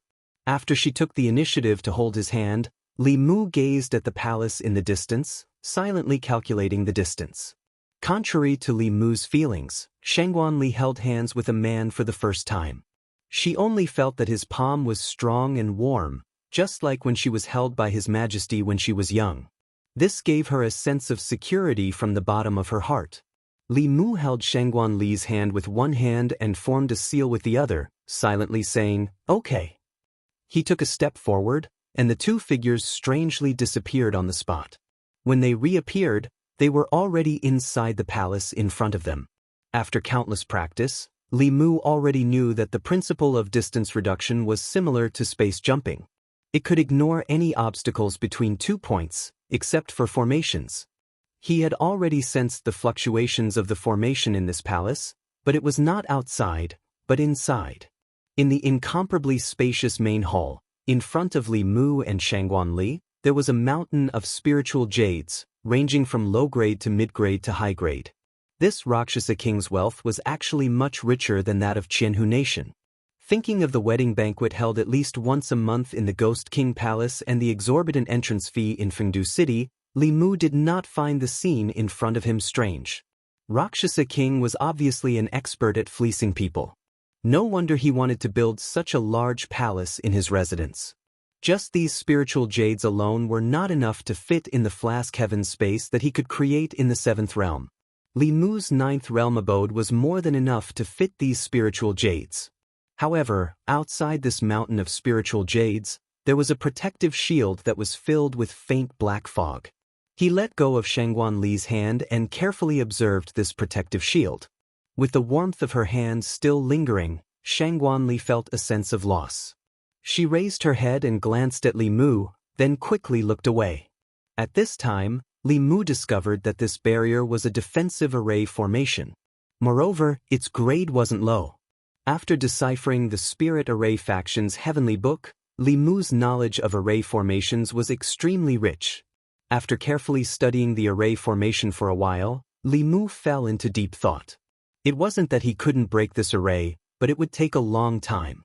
There wasn't enough time for him to slowly break the array. Of course, other than techniques, one could also use brute force to break the formation. The formation in front of him was only a matter of a few spears or arrows, but in that case, the commotion would definitely be earth-shattering. It would alarm the guards outside and Fengdu City's Rakshasa King's subordinates, and things would become incomparably troublesome. Li Mu thought for a moment and took out a paintbrush. Back then, he had learned the art Dao from the Empress for a long time. Not only had he flirted with the Empress, but he had also truly learned some true skills. However, the art Dao was a special ability. It was very difficult to directly use it in battle, but it couldn't be more suitable to use it here. Li Mu held the paintbrush in his hand and held his breath. When the tip of the paintbrush touched the barrier, his entire person entered a strange state. His arm moved slowly. Very quickly, a door appeared on the barrier that was surrounded by faint black fog. Li Mu walked through the door. The array formation wasn't touched at all. Under Shangguan Li's strange and shocked gaze, Li Mu waved his hand. The mountain of spiritual jades in the hall disappeared into thin air, leaving only an empty ground. After that, Li Mu walked out again. With a light stroke of the paintbrush, the barrier returned to normal. Done. Li Mu put away the paintbrush and slowly flew up to the second floor. The second floor was filled with countless wooden shelves. Countless soul bottles were placed on them. In the cultivation world, spiritual jades and soul power were the most basic cultivation resources. Who knew how much the Rakshasa King had accumulated, but at this moment, all of them were in Li Mu's pocket. The third floor of the hall was filled with spiritual herbs. Li Mu did the same and didn't leave a single stalk for the Rakshasa King. Although this kind of behavior was somewhat like that of a bandit, the Rakshasa King was the bandit first. Moreover, Li Mu wasn't a good person. The principle he adhered to was that if people didn't offend him, he wouldn't offend them. If people offended him, they wouldn't be able to settle it without paying a price of hundreds of millions. Just as Li Mu had guessed, there wasn't a single precious treasure in this treasury. Presumably, the Rakshasa King had taken it with him. However, he could only leave these spiritual jades, soul power, and spiritual herbs produced in the ghost realm at home. Inside the Demon Emperor's cave, the little Rakshasa King, whose cultivation was restricted and tightly bound, was thrown into a corner of the space. At one moment he saw a mountain of spiritual jades in front of him, and then dozens of wooden shelves with countless soul bottles. After a while, spiritual herbs produced in the ghost realm fell like raindrops. His face was filled with shock and his heart was filled with bewilderment. What were that adulterous couple outside doing? After ransacking the last hall, Li Mu extended his hand to Shangguan Li. This time, she didn't say anything and obediently placed her hand in Li Mu's hand. Li Mu took a step forward and the two figures disappeared on the spot. Outside the treasury, several Fifth Realm ghost cultivators were still conscientiously guarding the place. Li Mu, who had returned from a rewarding journey, held Shangguan Li's hand and took a leisurely stroll in the Ghost King manor. The ghost servants in the manor kept bowing to them. "Greetings, young master and young madam." Li Mu's expression was cold and arrogant as he ignored these ghost servants. The little Rakshasa King was usually this arrogant in the manor, so it wouldn't attract any suspicion. If he could avoid conflict, it was best not to. He wasn't afraid of the Rakshasa King, but once his identity was exposed, the devil path might send experts to capture him. If it was someone like the Yu and Ming elders, Li Mu wasn't afraid. If he couldn't win, he could always escape. However, if there was another 10,000-year-old monster like Blood River and a devil path elder, his situation wouldn't be optimistic. Returning to the side chamber, Li Mu first kept the 4 bamboo guard spies in the Demon Emperor's space. Then, he planned to leave with Shangguan Li directly to the land of the fallen gods. When the Rakshasa King returned, he would find that his treasury had been emptied by Li Mu. When he walked out of the side chamber, a figure floated in front of him. It was an old man. When he saw Li Mu, who had turned into the little Rakshasa King, he didn't show much respect. He just cupped his hands and said lightly, "Young master." The little Rakshasa King had a 6th realm cultivation. Li Mu couldn't search his soul, and he didn't know the ghost cultivator in front of him. In this situation, it was better to say more. He glanced at the old man and said, "I'll bring young madam out for a walk." The old man didn't think much and stepped aside. Watching the two of them walk away, he just shook his head. For someone like the little Rakshasa king to be able to cultivate to the sixth realm, it was all because he had a good father. This time, he found a human sixth realm Tao companion. His cultivation might be able to advance even further. To think that he had cultivated bitterly for 100 years to reach his current realm. In this world, there was really no comparison between ghosts. Li Mu and Shangguan Li held hands intimately and walked safely to the entrance of the Ghost King Palace. About 10 steps forward, they were outside the palace. At this moment, more than 10 figures suddenly rushed in from outside. These were all female ghost cultivators. They were quite good-looking, and their cultivations ranged from the third realm to the fifth realm. When they saw Li Mushi, these female ghosts rushed over in a flurry. "Husband, you haven't been to her place for a long time. You can't forget about your old love just because you have a new one." Surrounded by these female ghosts, they wanted nothing more than to press their soft and perky bodies against Li Mu. More than 10 pairs of hands touched his body naughtily. Li Mu instinctively pushed away the things on his body and took 2 steps back. This feeling of being surrounded by strange female ghosts and touching his body made him extremely uncomfortable. However, this action caused a female ghost at the peak of the fifth realm to change her expression. She had been with the little Rakshasa king for 10 years and was one of the people most familiar with him. The person in front of her looked like the little Rakshasa king, but he felt very different from the little Rakshasa king. She stretched out her arms and stopped her sisters. After taking a few steps back, she stared at Li Mu and said coldly, "You're not the little Rakshasa king. Who are you?" A female ghost behind her said in surprise, "Sister, what are you talking about? He's obviously our husband." "No, he's not." The female ghost stared at a certain spot on Li Mu's body, then looked at her own hands and said in a low voice, "He's not the little Rakshasa king. The feeling doesn't feel right." Chapter 583. Never in his wildest dreams would Li Mu have thought that after he had fooled the entire Ghost King Palace, and had almost slipped away without a trace, he would fail at the doorstep. These gorgeously dressed female ghosts were each more seductive than the next. They were all the wives and concubines of the little Rakshasa, and they knew each other's strengths and weaknesses. Li Mu could transform into the little Rakshasa's appearance, but the appearance and body shape were only the surface. How could Li Mu possibly know the details? Moreover, even if he wanted to, he did not know the little Rakshasa's size and touch. Who knew that his harem was filled with a bunch of female perverts? On the opposite side, the female ghosts all showed signs of alertness. The strongest one even formed a seal with both hands, forming 2 snakes of yin qi.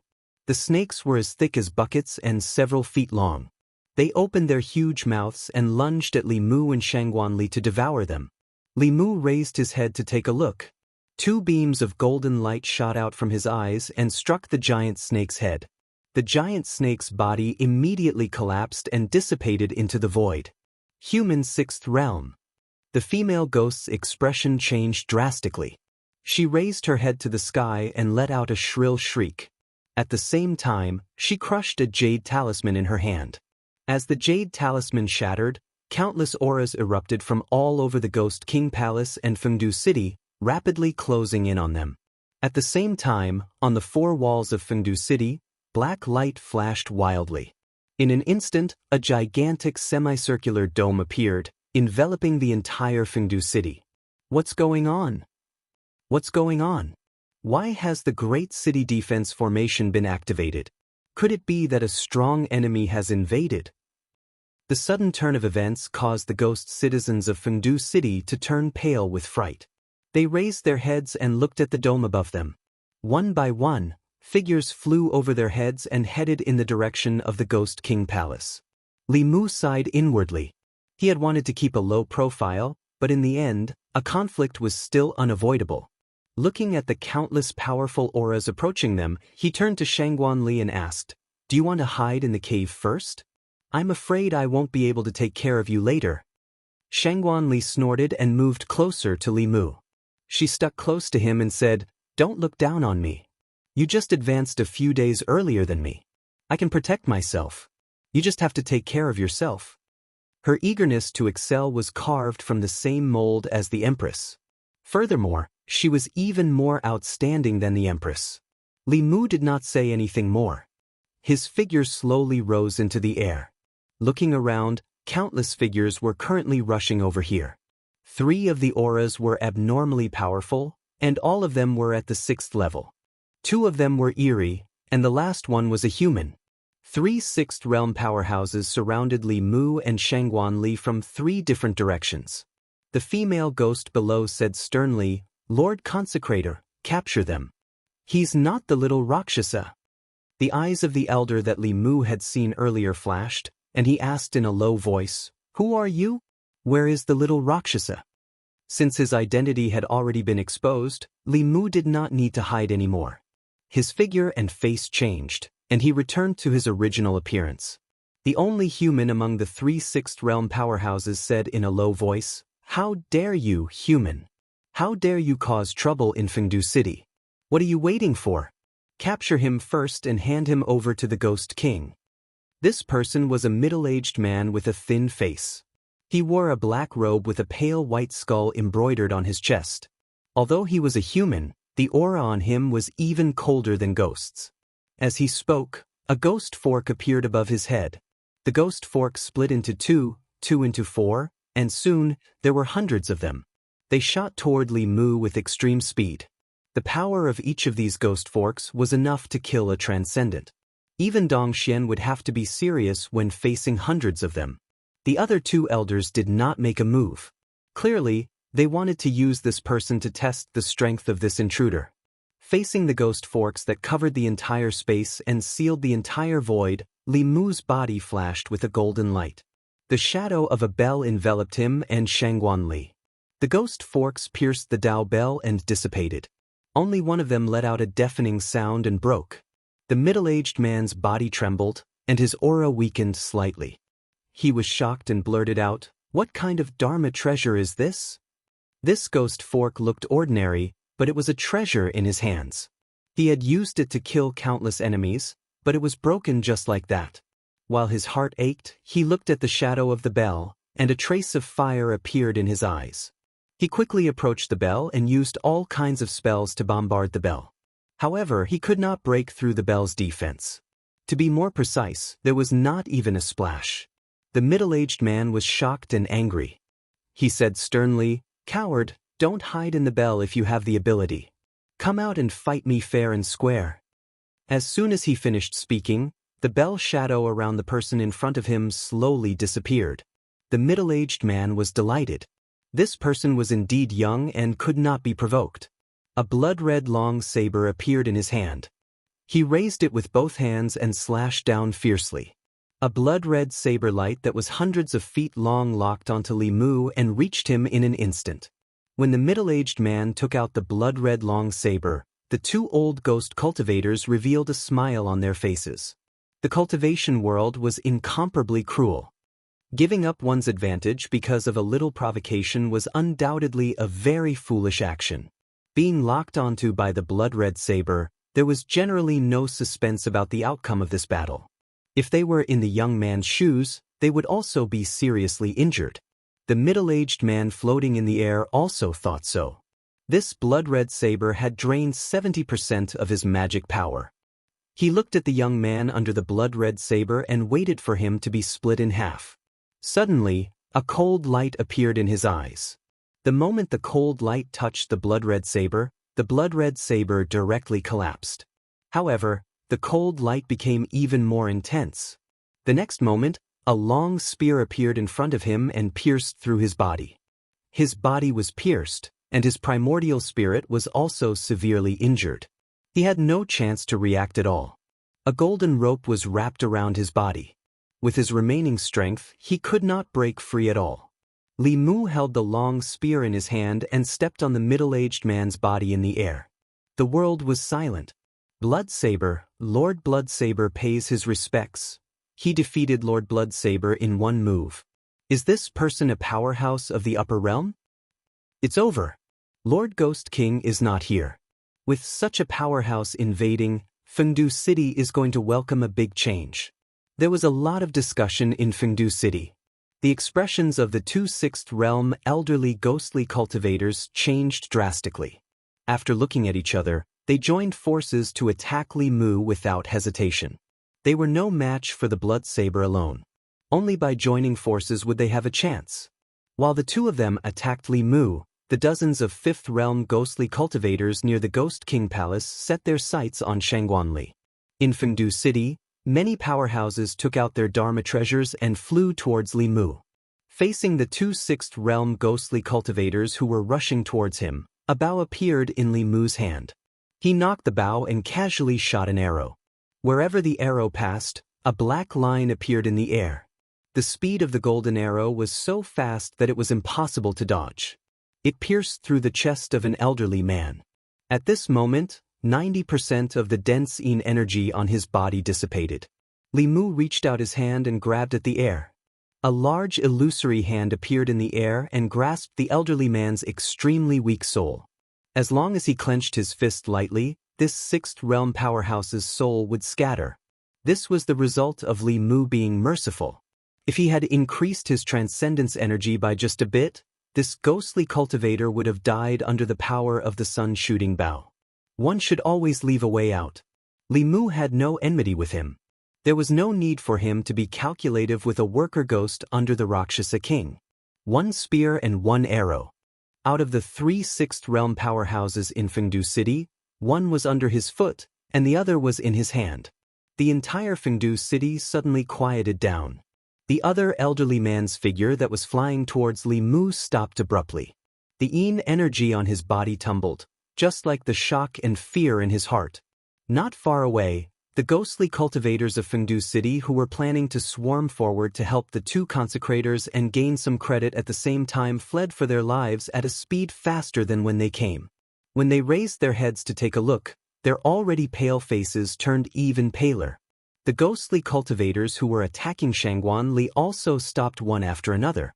Fear appeared on their faces. The remaining Sixth Realm elderly man calmed himself down. He looked at Li Mu and said with difficulty, "This junior was blind to have offended senior. I hope that senior will not blame me on account of the Rakshasa king. If senior has any requests, this junior will try his best to fulfill them." Li Mu crossed his arms and said, "I don't have any requests. I just want to leave Fengdu, but you guys won't let me." At the entrance of the Ghost King Palace, the flirtatious female ghost knelt on the ground powerlessly. Her face was full of regret. If she had known that this person was an old monster who had concealed his cultivation level, she would have pretended not to know and let him go.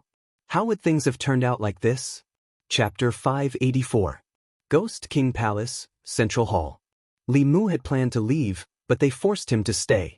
Although he didn't want to expose his identity, he had already fought. If he left right after the fight, wouldn't he have wasted his transcendence energy for nothing?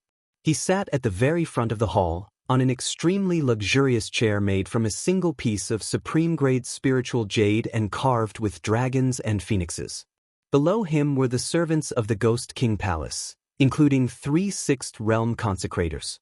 Shangguanli stood beside Li Mu. Li Mu looked up at her and asked, "Ah Li, do you want to sit too?" Li Mu wasn't the empress after all.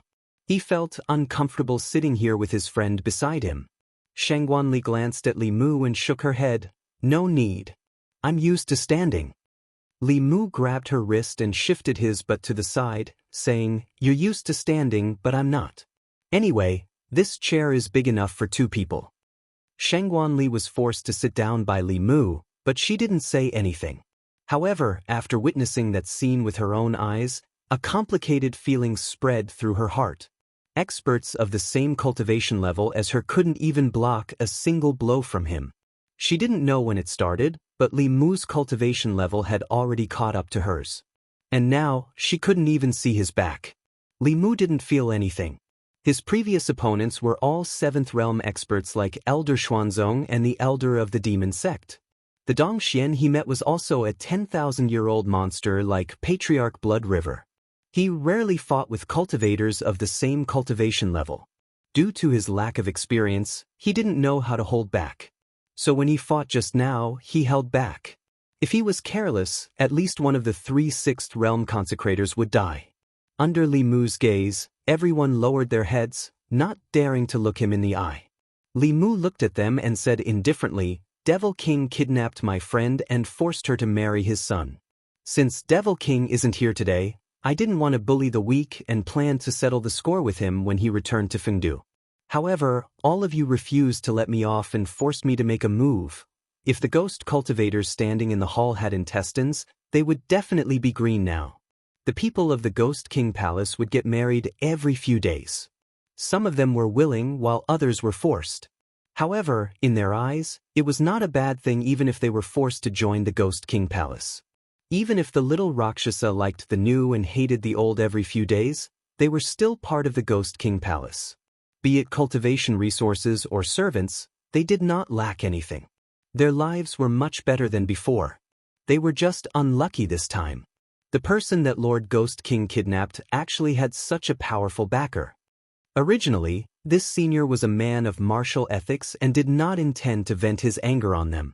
However, they had to provoke him. Blood Blade Venerable Master and the Ghost Cultivator who was severely injured and almost had his soul dissipated were extremely regretful. It's all this junior's fault for being blind. Please forgive me, senior. This junior has eyes but failed to recognize Mount Tai. Senior, please forgive me. Li Mu looked at them and said indifferently, "Did you think that I would forgive your offense just because of your words? Please forgive us, senior. Please forgive us, senior." As soon as Li Mu finished speaking, everyone in the hall immediately knelt down. Li Mu waited for a while and gave the 3 sixth realm powerhouses enough psychological pressure before he said slowly, "The heavens are virtuous. I'm not a murderous person. Otherwise, the 3 of you would be dead by now." The 3 immediately bowed. "Thank you, senior, for not killing us." Li Mu said coldly, "Don't be happy too early. Originally, I had no karma with you, but since you provoked me, you have already planted the seeds of evil. Serve under me for 10 years and remove the karma, and I will let you go. Otherwise, I will use an even simpler method to remove the karma." The 3 of them naturally understood what a simpler method meant. When a person died, karma would dissipate. There was no simpler way to remove karma than to silence them. These transcendent old monsters had all seen through some of the principles of heaven and earth, and they placed great importance on karma. They were guests under the Devil King. Betraying the Devil King would definitely infuriate him, and there would be trouble in the future. However, if they did not agree to this, they would be in big trouble now. While the 3 of them were hesitating, Li Mu said leisurely, "I have never liked to force others. If you are unwilling to serve under me, I will not force you." The 3 of them trembled at the same time. This was a blatant threat. "We are willing. We are willing too." Soon, a drop of soul blood and 2 soul essences floated in front of Li Mu. He took them. Seeing the worry in the depths of the 3's expressions, he knew what they were afraid of. He said, "Don't worry, Rakshasa King won't have the chance to trouble you. He has already formed a karma with me. Sooner or later, I will settle this with him." Li Mu did not intend to subdue the 3 of them, but now that things had come to this, and he had formed an irreconcilable feud with the Devil King, it would be a waste not to poach them. After all, he was no longer a small disciple of F. Lu School. As the future schoolmaster, he shouldered the heavy responsibility of the school's rise. Xuanzong was extremely powerful. If F. Lu School wanted to catch up with Xuanzong and avenge Xiaobai's family, they still had a long way to go. He would not let go of any opportunity to strengthen the school. Although the 6th realm was not enough in his eyes, they were still top-notch powerhouses on the continent and were targets that all major forces wanted to recruit. Since they were already on his side, Li Mu was not stingy. He casually threw 2 pills to the middle-aged man and the severely injured ghost cultivator and said, "Take these and heal your injuries." "Thank you, senior." The 2 of them took the pills and knew that they were not ordinary pills just by smelling them. They immediately clasped their fists and thanked him. They had just become someone's slaves, so they were a little conflicted at first. But now, their thoughts were slowly changing. It did not matter who they became. Compared to the Devil King, this senior was more powerful and had the demeanor of a powerhouse. He was also so generous to his subordinates. It might not be a bad thing to work for him. In the cultivation world, strength was respected. It would not be easy for the Devil King to severely injure them. Following such a powerhouse was not a humiliation. Perhaps they could even obtain greater opportunities. Then, Li Mu let the two injured people heal their injuries. The other person comforted the Devil King's subordinates and the ghosts of Fengdu. He originally only wanted to rob the Devil King's treasure house, but he was forced to take over his Fengdu. Just take it as punishment for bullying Ali. Li Mu turned to look at her and asked, "Are you not angry anymore?" Shangguanli lowered her head and said, "Thank you." Li Mu waved his hand and said, "We're all family. What's there to thank me for?" Shangguanli blushed and said, "Who's family with you?" Li Mu explained, "His Majesty and I are family. His Majesty treats you as his younger sister, so you can be considered my sister-in-law. As the saying goes, sister-in-laws. In short, we're family. If anyone dares to bully you, I'll be the first to punish them." Shangguanli was not convinced and said, "Who's your younger sister? I'm 3 years older than you." Just as she finished speaking, more than 10 figures rushed in from outside. "I was blind and offended you, Senior. Please have mercy on us, Senior. Please spare us. I'm willing to be your slave and serve you for the rest of my life." Little Rakshasa's wives and concubines all knelt on the ground, crying and begging for mercy. It was as if there were thousands of ducks in the hall. Li Mu had a headache from the noise. He waved his hand and said, "I don't want to do anything to you. Disperse." More than half of these female ghosts were snatched by little Rakshasa. Li Mu had no enmity with them, so he didn't want to punish them. He just wanted them to leave quickly and stop bothering him. "Thank you, Senior, for your mercy." Several female ghosts immediately ran out of the hall after Li Mu spoke, but a few stayed behind.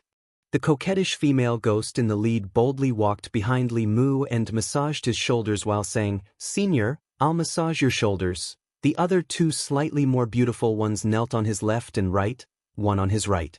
They put their hands on his legs and said, "Senior will massage your legs." "Ah."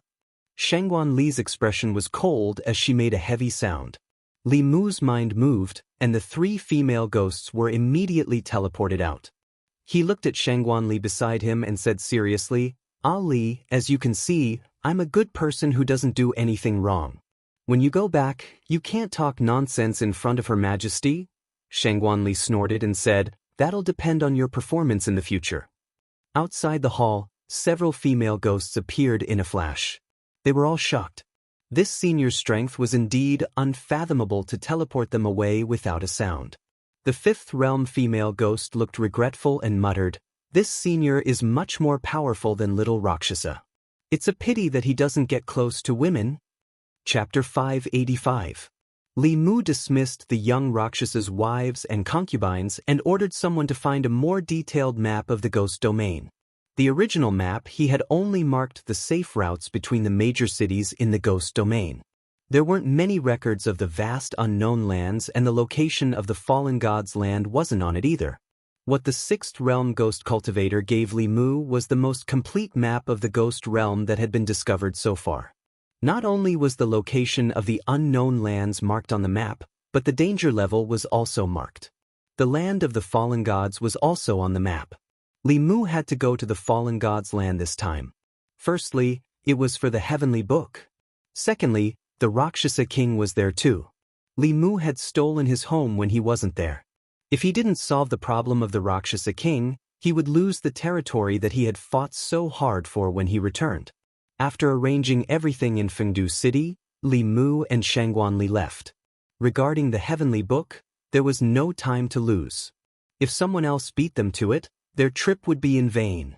Just as the two left Fengdu City, in the depths of the South Sea, on an island shrouded in ghost fog, a skeleton-like elder opened his eyes from a tall tower and whispered, "Li Mu has appeared in the ghost domain.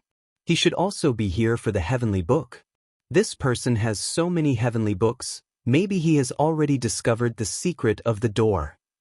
In the stone coffin beside him, the white-clothed woman slowly stood up and said, "Your whereabouts can't be hidden from Tianjizi. If you go out to sea, you will immediately be stopped by him. This time, I will go personally." The skeleton-like elder pondered for a moment and whispered, Blood River's death is very likely related to him. With your current cultivation, you may not be able to defeat this person. He was silent for a long time. Suddenly, two lines condensed from black fog spread out from his body. The black lines extended into the white-clothed woman's body and connected their bodies. Then, the skeleton-like elder's aura continued to weaken while the white-clothed woman's aura continued to rise from the peak of the sixth realm. After breaking through a certain barrier, it returned to calmness. The black line of mist disappeared, and the old man said slowly, "This way, there will be no mistakes." He heaved a sigh of relief and said, "We must obtain the Ghost Path Heavenly Book. That page is different from the others. It has another great use. We must not let it fall into the hands of the righteous." Not long after, a white light flew out from the South Sea Ghost Island and headed towards the coast. Wherever the white light passed, the seawater boiled and evaporated, and countless corpses floated on the surface of the sea. Ghost Domain. Shangguan was slowly moving forward in a fog-shrouded area. Suddenly, countless black cracks appeared in the space around her. Shangguan's expression changed. She used her magic power to prop up a shield to protect herself, but she still couldn't stop the cracks from spreading. It was as if they would swallow her up in the next moment. At this moment, a figure teleported to her side and grabbed her waist. In the next moment, the two figures disappeared. The black crack spread to the previous location and quickly dissipated. Not far ahead, Li Mu and Shangguan stumbled and fell out of the space. Li Mu's face was pale. After a day, he finally understood why the unknown places were so terrifying. The space here was extremely unstable. It was so unstable that even if someone passed by, the space would collapse. The power of spatial collapse was extremely terrifying. No matter how strong one's physical body was, they would be instantly torn apart by the spatial turbulence. Only their primordial spirit would be left behind. Li Mu removed his hand from Shangguan's waist and shook his head. "We can't go on like this. Every time we move forward, we are taking a risk. If we are not careful, it will be too late to regret." He and Shangguan had already encountered spatial collapse more than a dozen times in a day. Although they narrowly survived each time, Li Mu couldn't let Shangguan take the risk every time. If something happened to her, how could he face the Empress? He thought for a moment and suddenly had an idea. He had almost forgotten something. Li Mu sent a figure out of the flask space. It was little Rakshasa. As soon as the little Rakshasa was released, she immediately yelled at the top of her lungs, "I don't care who you are. You better let me go immediately. My father is the Rakshasa King, a seventh realm dark ghost.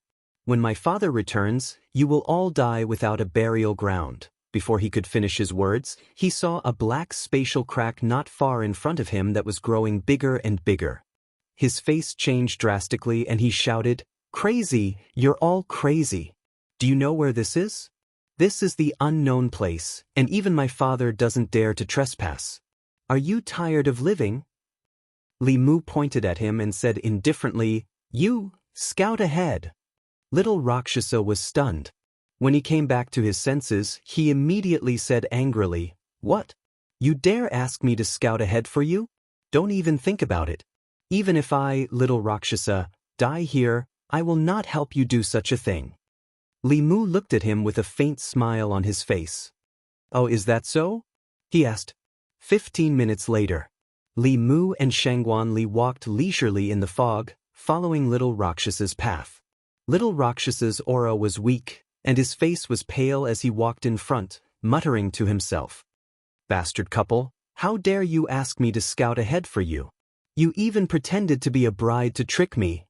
You guys don't do anything related to humans at all. Bah, bastard couple." Li Mu looked at little Rakshasa and asked, "What are you muttering about?" "Nothing." A smile appeared on little Rakshasa's face immediately. "Brother, I didn't know that I had offended the two of you. Can you let me off? When I return to Fengdu, I will prepare a generous gift for you as an apology. My father is the master of Fengdu and there are countless treasures in his treasury." Li Mu said, "Are you talking about that 3-story palace? I've already emptied everything in there." Little Rakshasa was stunned and said in shock, "W." Li Mu looked at him and said indifferently, "Otherwise, Where do you think the spirit jades, soul energy, and elixirs you saw in my cave abode came from? After little Rakshasa came back to his senses, his heart was bleeding. Those were all his treasures. After his father's lifespan ended and he died, the entire Fengdu was his. This damned man took the treasures that were supposed to belong to him. Soon he realized that now was not the time to feel sorry for these things. His life was the most important. He pretended not to care and said, "I still have dozens of wives and concubines. All of them are as beautiful as flowers and can be used as good cultivation furnaces. If brother wants, I can give them all to you," Li Mu said calmly. "I've already dismissed all your wives and concubines." Little Rakshasa was stunned again. His wives and concubines, so many of his wives and concubines, were dismissed? Why? His treasures were stolen and his wives and concubines were dismissed. What exactly happened in Fengdu while he was trapped?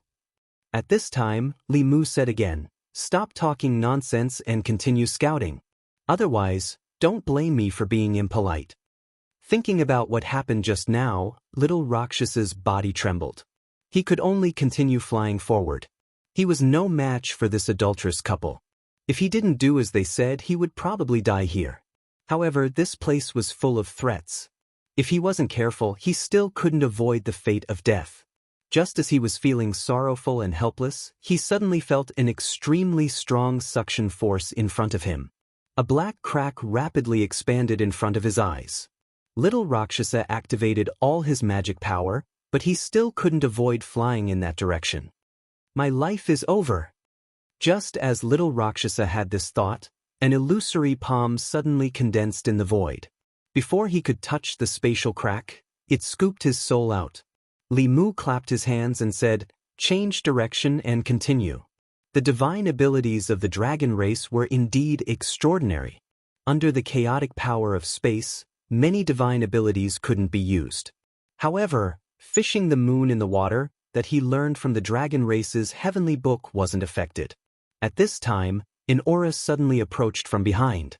A transparent soul came from behind and pounced at Shangguan Li. This soul's strength was extremely terrifying. It emitted a 6th-level aura. When it was only a few feet away from Shangguan Li, Li Mu softly said a word. "Freeze." The soul's body froze in the air for a moment. Then, it was pierced by an illusory sword. The soul became more and more transparent. Then, a spear burst out and pierced its body. The soul's body was already extremely transparent. In the end, it collapsed under countless purple lightning bolts and turned into pure soul power, which was collected by Li Mu. There were two dangers in the unknown lands of the ghost realm. The first was the space that could collapse at any time. The second was these wandering souls. Outside the unknown lands, most of the wandering souls encountered were of the lower 3 realms. 4th and 5th level were rare. However, within the unknown lands, 5th-level ghosts could be seen everywhere. 6th-level essence souls also appeared frequently. Although Dongshuan's experts could defeat essence soul realm wandering souls, they still had to wait for a while. If several essence souls swarmed together, Dongshuan's cultivation was also at risk of dying. Little Rakshasa saw Li Mu kill an essence soul with the same cultivation as him as if he was killing a chicken. His throat moved. When he saw Li Mu looking at him, he immediately said, "I'll continue to explore, continue to explore." While little Rakshasa was filled with anger and helplessness, he continued to explore. The long silence in the unknown lands of the ghost realm was broken. Somewhere in the fog, Ming Yi led close to 100 figures forward. At the front, a vengeful spirit was slowly moving. Suddenly, the space was filled with spiderweb-like cracks. This vengeful spirit did not even have time to scream before he was swallowed. The Hall of Souls group slowed down. Ming Yi casually pointed at a soul in front and said, "You, go up." That vengeful spirit trembled. He did not dare to disobey the elder's order and carefully moved forward. After 15 minutes, he screamed again and was swallowed into a spatial crack. Ming Yi's expression was calm as he continued, "Next," in another part of the fog. A 6th realm wandering soul was madly struggling in Devil King's hand. He clenched his fist, and this wandering soul collapsed into soul power and was absorbed into his body. Devil King closed his eyes. A moment later, he slowly opened them. He held a compass in his hand and slowly moved forward in the fog. Suddenly, a white light flashed on the compass. The needle noticed that it had deviated. Devil King adjusted his direction and continued to move forward according to the needle. The space where he was originally going to pass slowly cracked open. 100 miles to his left, a woman in white was rapidly flying through the air. Even a 7th realm cultivator would be shocked by this scene. The unknown lands were filled with spatial cracks. If one was not careful, one's body would be torn to pieces by the chaotic power of space. No one dared to travel in the unknown lands at such a speed. Wherever the woman in white passed, there were many spatial cracks. But strangely, she passed through these areas recklessly without any injuries. She was approaching the center of the ghost realm at an extremely fast speed. At the same time, there were countless figures in the ghost realm. They were all moving toward the same destination. At the center of the ghost realm, there was a fog vortex that was hundreds of miles wide that was slowly spinning. Chapter 586. Ghost Domain. Li Mu and Shangguan Li walked along the map. After walking for thousands of miles, the fog in front of them finally began to thin. Logically speaking, as they went deeper into the ghost domain, the fog should get thicker and thicker, and the obstruction to spiritual sense would become stronger. However, when the fog reached a certain level, the closer they got to the land of the fallen gods marked on the map, the thinner the fog became. After walking for another 100 miles, Li Mu finally knew the reason. A huge fog whirlpool that stretched as far as the eye could see was slowly rotating.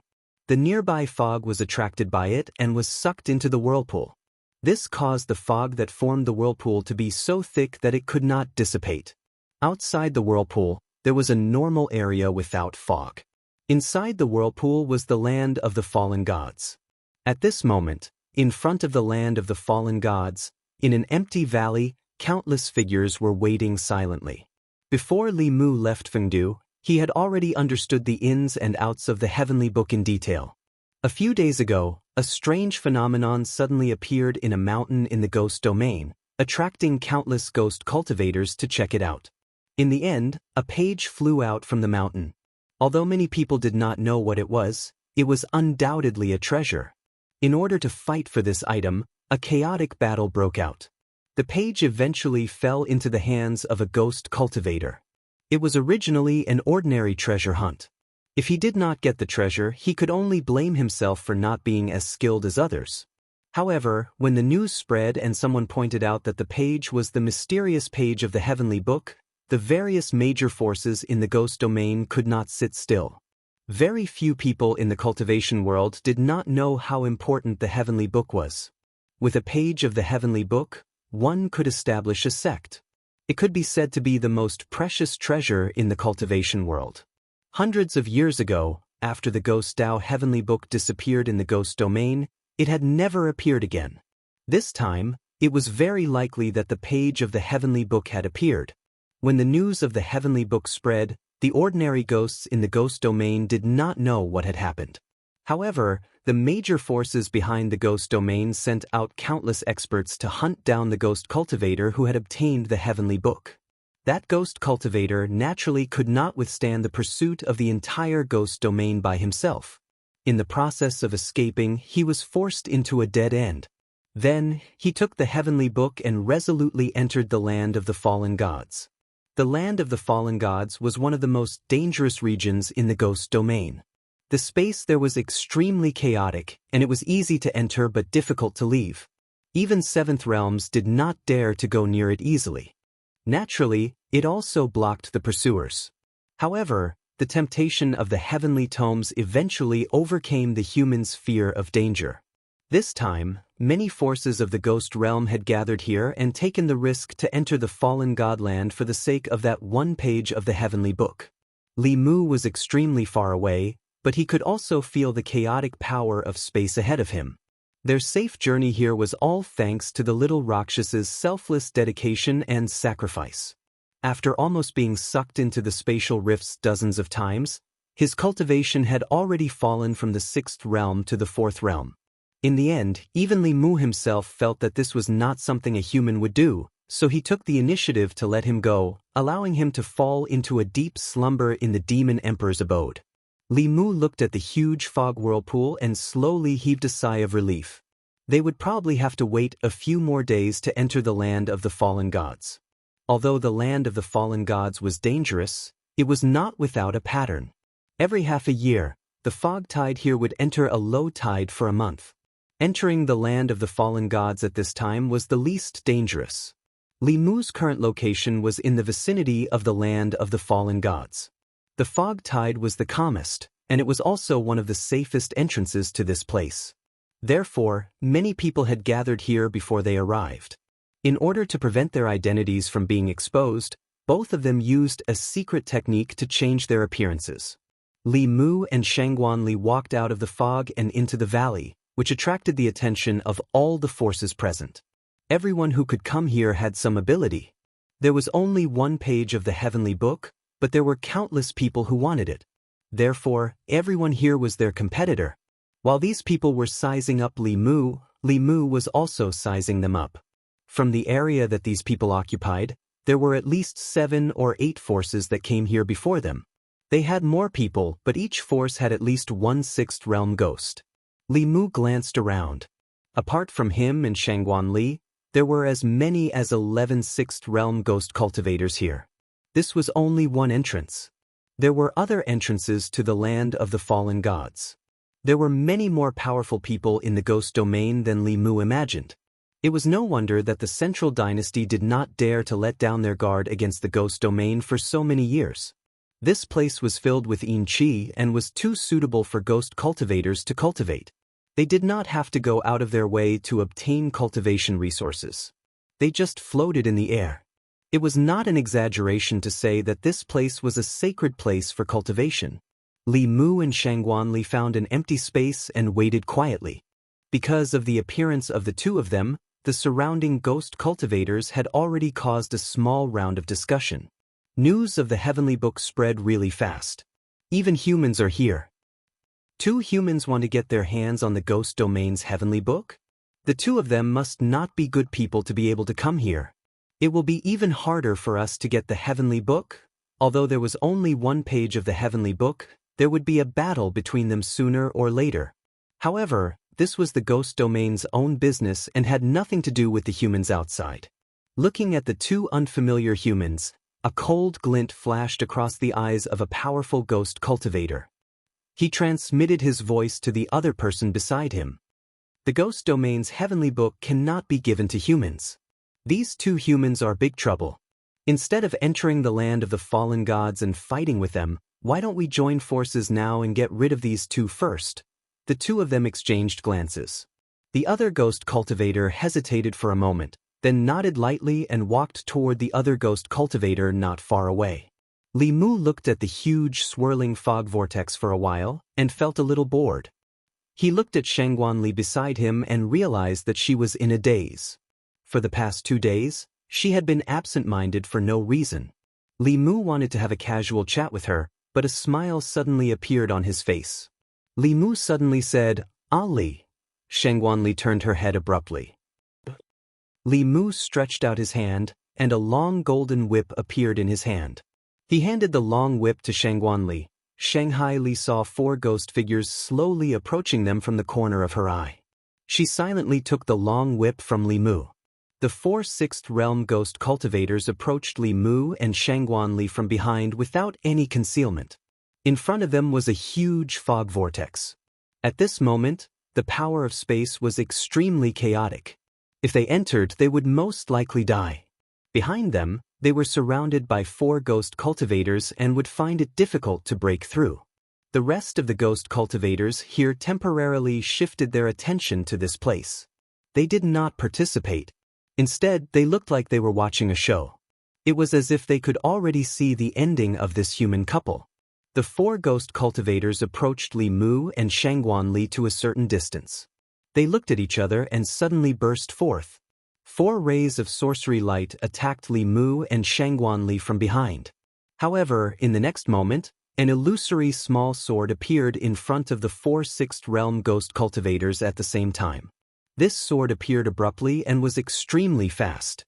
It locked onto them at the first moment. There was no way to dodge or avoid it.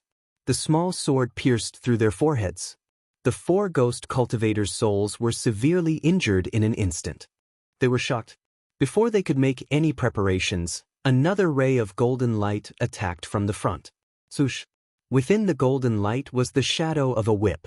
It arrived in an instant and whipped them. The 4 ghost cultivators, who were already severely injured, dimmed again. They were even on the verge of collapse. At this moment, another 4 golden hoops descended from the sky and looped around their necks. After being bound by the golden hoops, their cultivation was also sealed. They were tied together by a rope and instantly lost the ability to resist. The entire valley was deathly silent. The 4 sixth realm ghost cultivators were the first to launch a sneak attack.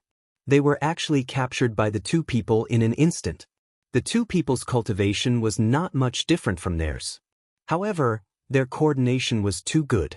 Their Dharma treasures and abhijna were also specialized in suppressing souls. Especially that illusory small sword, it made all the ghost cultivators present tremble in fear. The scene just now happened too quickly. The ending was too shocking. Some of the ghost cultivators subconsciously shifted their gazes away. They no longer dared to have any ideas about the 2 people. Li Mu casually kept the 4 ghosts in the Demon Emperor's cave abode. He would slowly train them when he had the time. The subordinates that the 4 ghost cultivators brought along stood in a daze. They were fine when they arrived. They followed the Ghost King and narrowly avoided countless dangers. Now that the Ghost King was captured, how were they going to return? A few 5th realm ghost cultivators from the 4 forces gathered their courage and walked in front of Li Mu. They knelt on one knee and cupped their fists. "Greetings, master." "Greetings, madam." Li Mu glanced at them and asked, "What are you doing?" A ghost cultivator at the peak of the 5th realm braced himself and said, "We used to follow the Ghost King. You defeated the Ghost King and are our new master." Li Mu glanced at them. He quickly understood why these ghost cultivators were so anxious to acknowledge him as their master. Without the 6th realm cultivators, they were in the unknown lands. They could not return. From here to any city in the ghost domain, they had to pass through countless chaotic spaces and encounter countless powerful wandering souls. With their cultivation, it was impossible for them to pass through. Li Mu looked at them and said, "That's enough. Stand aside." If he left them alone, not many of them would be able to return alive. Their souls would be scattered here. The forces under any one of these 4 ghost cultivators were comparable to a small or medium-sized sect. After being incorporated, they would be a considerable force. Hearing Li Mu's words, the few 5th realm ghost cultivators heaved a sigh of relief. They finally relaxed and called their subordinates to gather together. In an instant, the largest force behind Li Mu actually formed in this valley. At least in terms of numbers, it was enough to look down on everyone. The fog vortex in the fallen god's land was still spinning, but Li Mu could clearly feel that the vortex was gradually slowing down. When the vortex slowed down to its maximum speed, it would be the best time for them to enter the fallen god's land. Time passed slowly as they waited like this. 3 days passed in the blink of an eye. In these 3 days, some forces from the ghost domain came one after another. However, most of them were led by 5th realm ghost cultivators. Even if they were not at the 6th realm, they were at the peak of the 5th realm. The chances of ordinary 5th realm ghost cultivators coming here safely were very small. Of course, Li Mu could not keep standing for 3 days.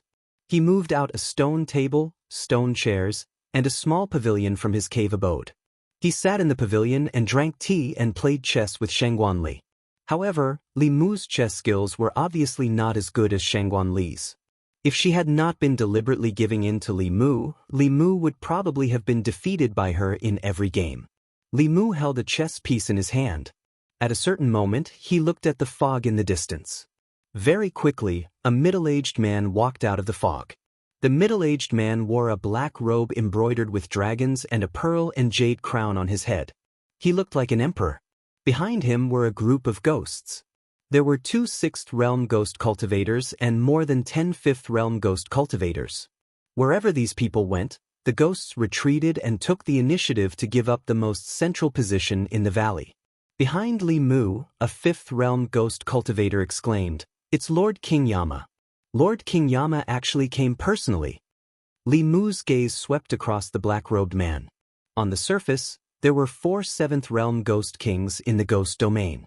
They were the Rakshasa King, the Yuksha King, the Asura King, and the King Yama King. Even 7th realm experts could not resist the attraction of the heavenly book. Among the 4 ghost kings, Li Mu already knew that 2 of them had come here. The Rakshasa King left Fengdu before him, but Li Mu did not see him. He must have chosen another entrance. Along the way, they had to avoid the random spatial rifts that appeared.